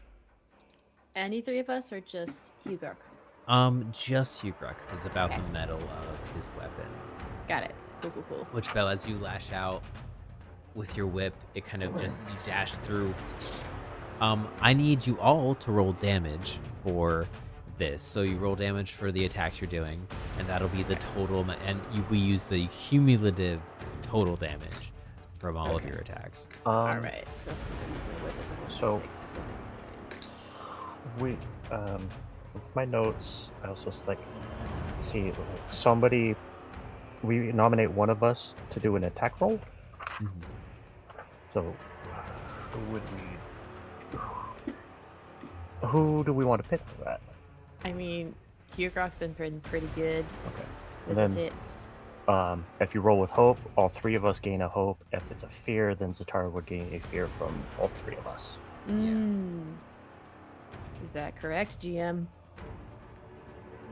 Sounds. Where are we at? Team ups.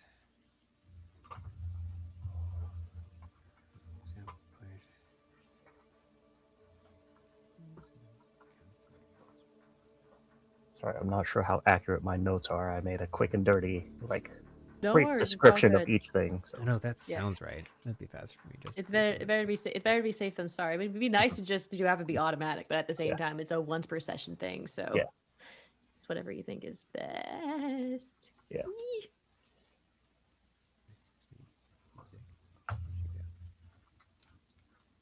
But it's also our first team up attack, so best. That It's true. That is it is true. also Know how the to first work team up power. attack. Okay. Once per session, each player can choose to spend 3 hope and initiate a tag team roll between their characters and another PC. When you do, work with the other character's player to describe how you combine your actions in a unique and exciting way. You both make separate action rolls, but before resolving the roll's outcome, choose one of the rolls to apply to both of your results. So all of you roll, but you get to choose the best result. Okay, cool. All right. On a roll with hope, all PCs involved gain a hope. On a roll with fear, the GM gains a fear for each All right. PC I'm involved. gonna use my Know of the Tide because I rolled with fear to add a +1, and since I'm using my whip, that will be a present, so it is a +2 to this. Right. Yes. Ooh! I got a 21 with hope! Fantastic. Hugrokk, what did you roll for your knowledge check? Crit, I got double ones. Hell yeah! This is our crit boy over here. My That's goodness. amazing. Okay, Yeah, so you well, pull. I guess it helps to have a ruby die and then just a random metal one. Solid. So as you lunge and see the metal react to electricity this way and pull back, you look at it and you try to think of what you know of the kind of like yougotafern sect, the greater power, and the metal used to make planks. And you know that almost in stark opposition to Daggerheart that uses this electric energy known as Blesk that you've heard Variedawnt speak of a few times, yougotafern uses the power of the human soul, or the humanoid soul, to power their clanks in a strange kind of almost bastardization of necromancy. And one of the major formations of the metal when they were trying to design and formulate this metal was they wanted it to easily repel and be advantageous against anything made using Blesk, that it would kind of cancel it out.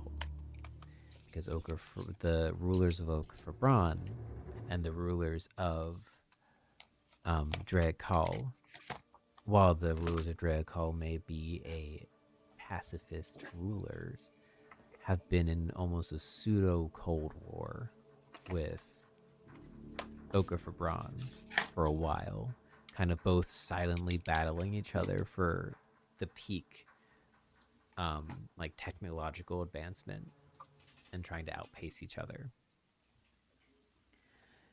And so since this metal was made with that metal, it seems to be very effective at cutting through anything that has any sort of electrical circuit. So this blade would be really good at taking out clanks. Oh, not clanks. It would be really good at taking out clanks that were made by Drea Call and powered by Blesk, which there aren't many, but there are a few. Any creature based in electricity like this creature you're fighting now, as well as would be able to repel easily anything that launches Blesk as like a plasma bolt. There are blaster pistols that essentially are huck, slag, Blesk in slag form through the air that you would then be able to repel with this very easily. It's fucking awesome. Amazing. But ending your tag team, collect your hope from that, and then You gotta roll damage. Variedawnt and Hugrokk, roll your attack, just to see if one of you rolls better than a 21. I doubt it, but or if one of you crits. I did crit. 15. You did crit? Yeah, I rolled 2 2s. Nice. 2 1s, 2 2s. Now we just gotta get 2 3s. I can say words good. 2 3s, 2 4s. All right, so we'll go with a crit. Oh my god. And so tag team realms are especially powerful on attack rolls. When you and a partner succeed on a tag team roll to attack, you both roll damage and add the totals together to determine the damage dealt. If the attack deals different types of damage, physical or magic, you can choose which type to deal. What happens when you roll a crit, though? No, I'm just kidding. Yeah, I don't know. I was trying to find wondering that. But, I do magic damage at that. My whip is physical damage. Yeah. Because I didn't think hitting it with a rolling pin would do as much. I mean, it's 1d10 magical damage, but also with the whip would be able to like pull the leg off and get the other sparkets. Also, she's still baby with magic. She doesn't really have a lot of so harmful crits magic in spells. Daggerheart are crunchy crits. Ooh. So that applies. So it's max damage plus what you roll. And from Nice. what I don't see any specifics here about if we do it for all 3 or just the person That critted. who critted. It's your call. It's what you think. Yeah. I kind of love it though. It's so broken. I kind of love it. I mean, That's the what you highest said. I can the highest I can roll is a 6 because I just have a 1d6 with my whip, so I would have. Oh well, more here's the damage. thing. Okay, here's the thing. Here's the thing we gotta remember. Health works different. Yep. Yeah. Yeah. So it doesn't matter after a certain point of That's maximum true, damage. that's true. It just doesn't matter. So you can do as much damage as you want, but once you roll over his max threshold, you're only doing that. You're only doing 3 points of hit point damage because we're not using that Right. extra rule. Okay. That will let you do 4. Okay. So I guess doesn't all 3 matter. of us could crit, and it just So you each all can crit if you want to, and we can just kind say of that it's an curious on what auto that number severe. is. We could make it so we could just make it that that a crit success on a tag team is just an automatic severe damage because That's you would fair. all roll That's very with fair. so instantly takes 3 damage from you guys decimating its leg, and with hope means that as you bounce back, lashing out, decimating the fragmented sparkets that have been expunged from the sprocket. You bounce back and see the electrical energy just starts kind of lashing out of its now open limb. It is rears back and kind of stumbles. It's pretty messed up. That did not damage to it. And you see it is greatly hindered. It's not like reforming that leg magically. That leg is now gone and decimated. It's now a three-legged sprocket. Amazing. Massive. It towers above you guys still, but it's struggling now. Amazing. Ending your guys' team-up attack. I'm gonna use a fear Oh my Fair. god. Fair. because I need to do something here. It's a fruit now. And the sprocket's gonna bounce back. Its movement now reduced, and it's going to rear back with its horn and shoot out a static lightning at you. So that's gonna be roll to hit.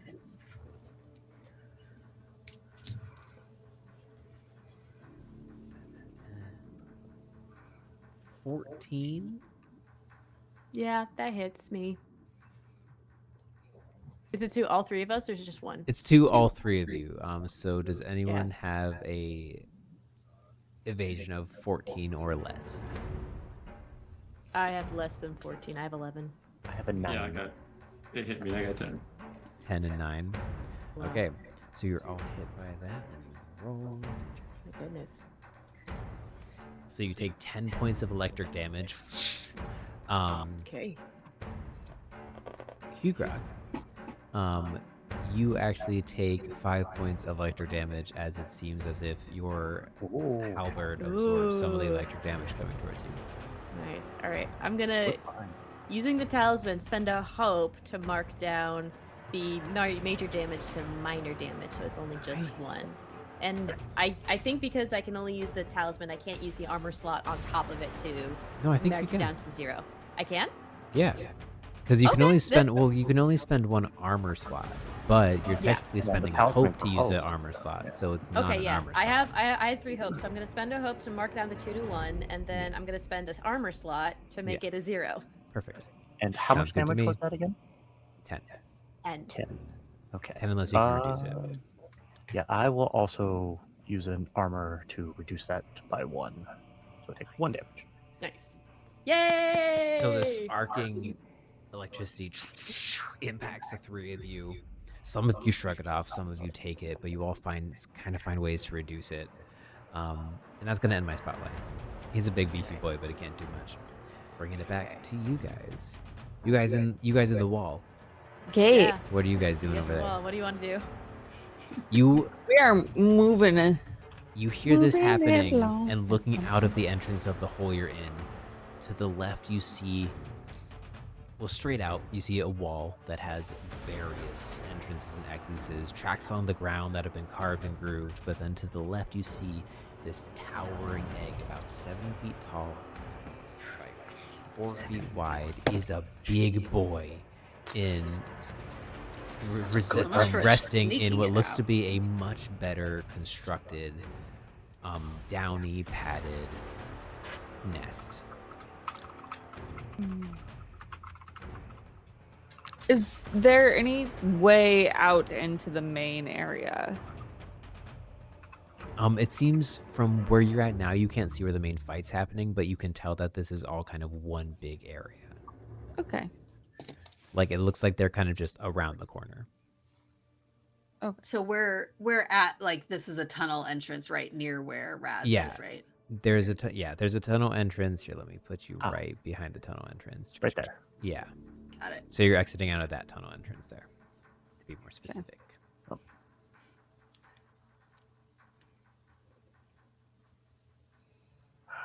Nope. Okay. How do we get rid of those? They time out. You just gotta okay. wait. I'll do more research. The thing with this, called a virtual tabletop, is what we're using for a virtual tabletop. It's great because it's the basics of what you need, but I don't get why some of the basics of what you need aren't working. Right. So I'll Yeah. do some more It's research okay. to find out. There's also Yeah, not I a wasn't ton sure of if the markers were like Zatara was removing them or Oh, if they no. timed out. So They I timed just out, wanted yeah. to test if there was a way to remove yeah. marker. This was all made by one person too. So Hey. That's cool. it's great, yeah. And it's all free. So it's great. It's great for what it is. But Shout out that one what are you guy. guys doing? Shout out that one guy. That one guy. I mean, I think if we've left the tunnel so that we can see where the egg is and everything, seeing the size of the egg, my original plan of grabbing it and running is not going to work. I'm not sure I can be of much help with even lifting it. I'm not sure that I am either. So I'm probably going to move forward so that I can see what's going on around the corner. Yeah. And kind of be in front of the egg to kind of protect it a little bit. Yeah. Good. That's Good. smart. That's very smart. I don't know how far I can move, but somewhere. Fly over here. You can move anywhere within this first section without needing to do an athletics check. Okay. As you kind of run out. Oh, we've lost Razz. Ah, no. No. Gotta love the internet issues. Razz turned. There we go. Oh, nice. I don't have to do anything. That's She's good. just chasing flipped out for a Ro, and we don't know where she's at. And as you kind of run out in front of the egg, you see the now one leg down Sparkit kind of stumble back, rear back, and let loose this cascade of electricity out of your view. And hear kind of the grunts of your comrades around the corner. And it's not seemed to notice you yet, though. You will hear Hugrokk yell, "Any fucking time now!" Hell yeah. Right? All right then. Oriana is going to then whip off the great staff that she has strapped to her back and point it at the giant sprocket and just let loose a torrent of magic from it. It's a great staff and it has a very far range, so I can reach like anything, and it does magical damage. So I'm assuming it's like a type of a. So What's your the magic way work? that magic, I actually had to do research on this over the past week because I was like, how does magic work? I don't understand. So cantrips don't exist. And what they've done is instead of giving you cantrips, they made the magic weapons that you can kind of flavor, and they gave you like a base damage to then like make it look however you want. So however you want the magic to look coming out of your staff is how the magic comes out of your staff and effects. Yeah. I think for Oriana, it would probably, in this instant, kind of look like icy, almost like ice and snow blast, kind of. I like that. Towards the sprocket thing. All right. Grabbing your great staff and leaving it forward, these kind of clouds form and ice spikes fly out and kind of impact. Roll your attack. Roll your 2d12s. You got it. You got this. Oh, nice. Well, the score's not great. The score is 11, 12, 13 with hope, though. 13 with hope. 13 Solid. with hope. Just barely hits. He's a big boy. Okay, I'll take it. Good job, Oriana. Let me just make sure there's nothing that I can do to add anything to. I don't think so. Okay, it doesn't do a lot of damage. That's Hey, okay. it's something. It's something. One damage. Hey, one damage is It's still minor damage. Sure. 1d6, and I rolled a 1. Hey, I got a d6 too with one of my things. It's all right.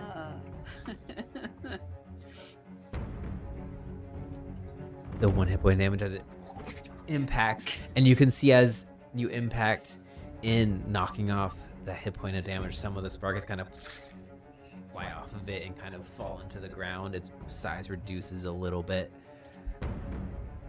as you slowly chip away at this massive form. You see kind of looks to the right towards you guys and then back towards the original pattern, deciding what to do. It's still your spotlight. following the beam of magic, Low in wolf form is going to just bolt and then jump onto the back of this sprocket and just go for the back of the neck. Nice. Love it. Perfect. Charging forward, you dash on top of the sprocket. Roll your attack. Come on, Willow. Come on, Holy Willow. shit, I crit. Yes! Run. So I got 2 12s. Fucking Hell wow. yes! Amazing. Double Hell yes, Low.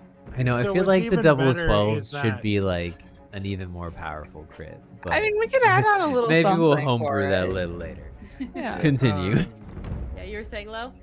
Because of pack hunting, because Oriana attacked it before me, I get an additional D8 onto that. So does that also get doubled?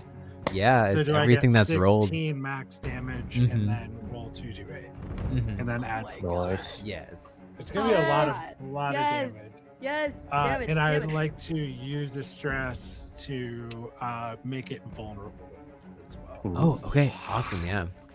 I rolled a 6, so I don't mark the stress. Nice. F Then- yeah. Hot dice. Hot Hell dice. Dice, hot dice. And okay, my teammate is here. No, that's Oh my god, this is so good. I feel so good. so it's right now. 18 damage so far, plus 6, so that puts us 24. at 24 plus another 6. Okay, 30 30 damage. damage Severe- to this creature. Full on insane. severe damage So high. again. Just a redemption of I don't feel bad wolves. for my one tiny little. Just- A redemption of Like, wolves. ah. Yeah, what I imagine is that just in this ethereal like form of this wild shape, it just seems larger and takes on the colors of Edda, the wolf, and just leaps up as though it's flying and is just going for the back of the neck, and it's just trying to tear it down. Right. Wolf, charge and rabbit, leap. natural predator. Right. You tear into the scruff of its neck, trying to get any hold or do as much damage as you can, and you rear back. And as you do, in your jaws, you pull out kind of this darker, bit larger of the rabbits and huck it out, and you see the entirety of the amalgamation kind of dissipates. Cool. As you deal another severe damage, and they all kind of sprawl out as individual rabbits again, as you hold this one kind of older, more hardier looking rabbit out from the rest. Amazing. Oh no, so Low is up there, so Mm. Low's just gonna drop with this thing. You drop and land, kind of crushing two of the sprockets on the ground beneath Do you you, want still me- flying. To roll athletics to like not eat shit. You can. I don't think it's going to be a high DC. Okay. Just because dogs are fairly good at recovering from falls. Not as good I as also feel other like creatures. Critting but... on something like that. Yes, I was just gonna say from, the Yeah, crit. especially with like the awesome crit landing too. is part of it. Yeah, The especially with superhero crit, I'd be landings like, included. "Ooh." Yeah. Well, my luck ran out. I rolled Oh, a no. 3 with fear. Oh no! All right, so as the creature dissipates, not expecting it, you land and kind of land on top of one of the sprockets, like I said, but it shocks and it kind of twists you at an ankle. You yelp and let go of the sprocket that was in your mouth as it lands. Yep. You see its sparks kind of scatter out and start reconnecting with the other ones. It looks ragged, and so do the rest are kind of all beaten and bruised, but they're amassing as you stand in front. It looks hurt. It looks like you've done some decent damage, but you can also see the look on the one that you put out's face is just the glow from behind its eyes has illuminated them to this deep amber, and it is just growing, this electricity growing and amalgamating around you. And that is where we will end today's session. Oh, Aw.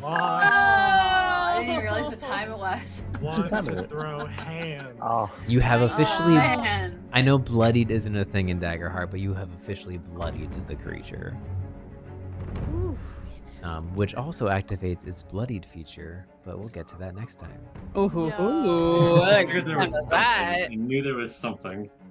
Yeah. God. Fantastic Damn it. job, guys. so Tara, would you have also gained a fear off of that? I would have also gained a fear off of that, and brings it back to my spotlight. Yep. No, man. I am down to 2 fear, though. I'm only down to 2 fear. That is true, because you did use I'm- all the fear to I'm hide sure. everything. I'm so Right. used to that bar being full up. I'm just like, wait. I Right. know. Oh, my connection to Wow. server's lost. Perfect Man. time for that to happen. Let's head back to our streaming. Fantastic So job close. taking out Oh, Tash too much and fear. Ribbit. Ribbit was just kind of there. Or Tash and Hardy, sorry. Hardy. Tash and Hardy. Hardy. Hardy was just kind of there. He was just kind of going through his thing. Getting some information out of Edda, who you now know had some sort of relationship with Erding at some point, at one point. And then delving into the Sprocket lair and fighting the Mega Sprocket. Yeah, Sounds like something from an 80s cartoon. It really Right. does. We're so close. We're so close to defeating it. We're so close. Halfway there, apparently. So, Yeah. the Then one we're that gonna- Low pulled out looked different than the other ones. Did I catch that right? It looked a bit, Yeah. yeah, it looked a bit bulkier. His fur was a bit darker. Oh. So let me get this right. It was pissed off and looking right at Low. Mm-hmm. Great. Because the rest of the Sparkets are starting to like dash back to him, and they sort of are starting to re-amalgamate themselves. All right, and it's gonna be Spotlight, so it's gonna be his turn next. Yep. Okay, cool. Cool. Oh, I do not have this much fear. No, you have two. You have two. My There you other fear go. counter was right. All the fear Yeah. counters are manual. Yeah. But that was very, very fun. I'm glad we have some friends. I'm glad that we were able to do a successful tag team. Yeah, testing out some of That the was new awesome. mechanics. That was Yeah. so sick. And is it per session or is it per? It's per session. So Hell since the fight yeah. stopped You could do another one. mid-session, you can Yes, do you can do another one. Yeah, and Interesting. also it's also per initiate. So technically, because Mhm. who brought up the idea of the tag team? Well, Belle. So Belle. Yeah. technically, that was Belle who instigated the tag team. So Yeah. Vary and Hugrokk could still instigate their own tag teams. Yeah, It's exactly. one per player per session.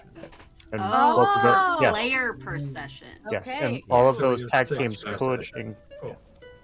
So like you guys Theoretically. could all team up again. It would just have to be Vary or Somebody Hugrokk. else started. Yeah, no, that makes total sense. Interesting. I'm glad we got to play with it this session because that was very fun, Yeah. and I'm glad that we got a crit and we were able to yay! So many crits tonight. So many There were a crits. lot. I won. I got my first crit ever, Me and it was too. bonding with the wolf, which is what I wanted. Nice. Hey, good hot rolls. Just proving that you deserve to be at Wyrmhold Academy. Oh, don't make me cry! I can't cry. I can't cry. I'm gonna make Well, it we fall are off. going to raid into someone, but we'll do that from our lovely outro screen. Thank you all so much for joining us. The pinned comment is still pinned over in chat, so if you haven't yet, please go check out that GoFundMe for our lovely friend over there. And we'll see you all in 2 weeks' time. Make sure to go check out Ruby Roll's Resin Shop for the new shop update, and make sure to check out, keep an eye on Chroniclers of Chaos as they come back in July. And of course, we will see you in 2 weeks' time. That will be March still? Yep, just barely. Yeah, March 29th, I think? 29th will be our next session right at the end of the month. So, join us as we find out how the end of this fight goes. And yeah, we'll see you guys next time. Bye. Bye. Bye. Much love, everybody.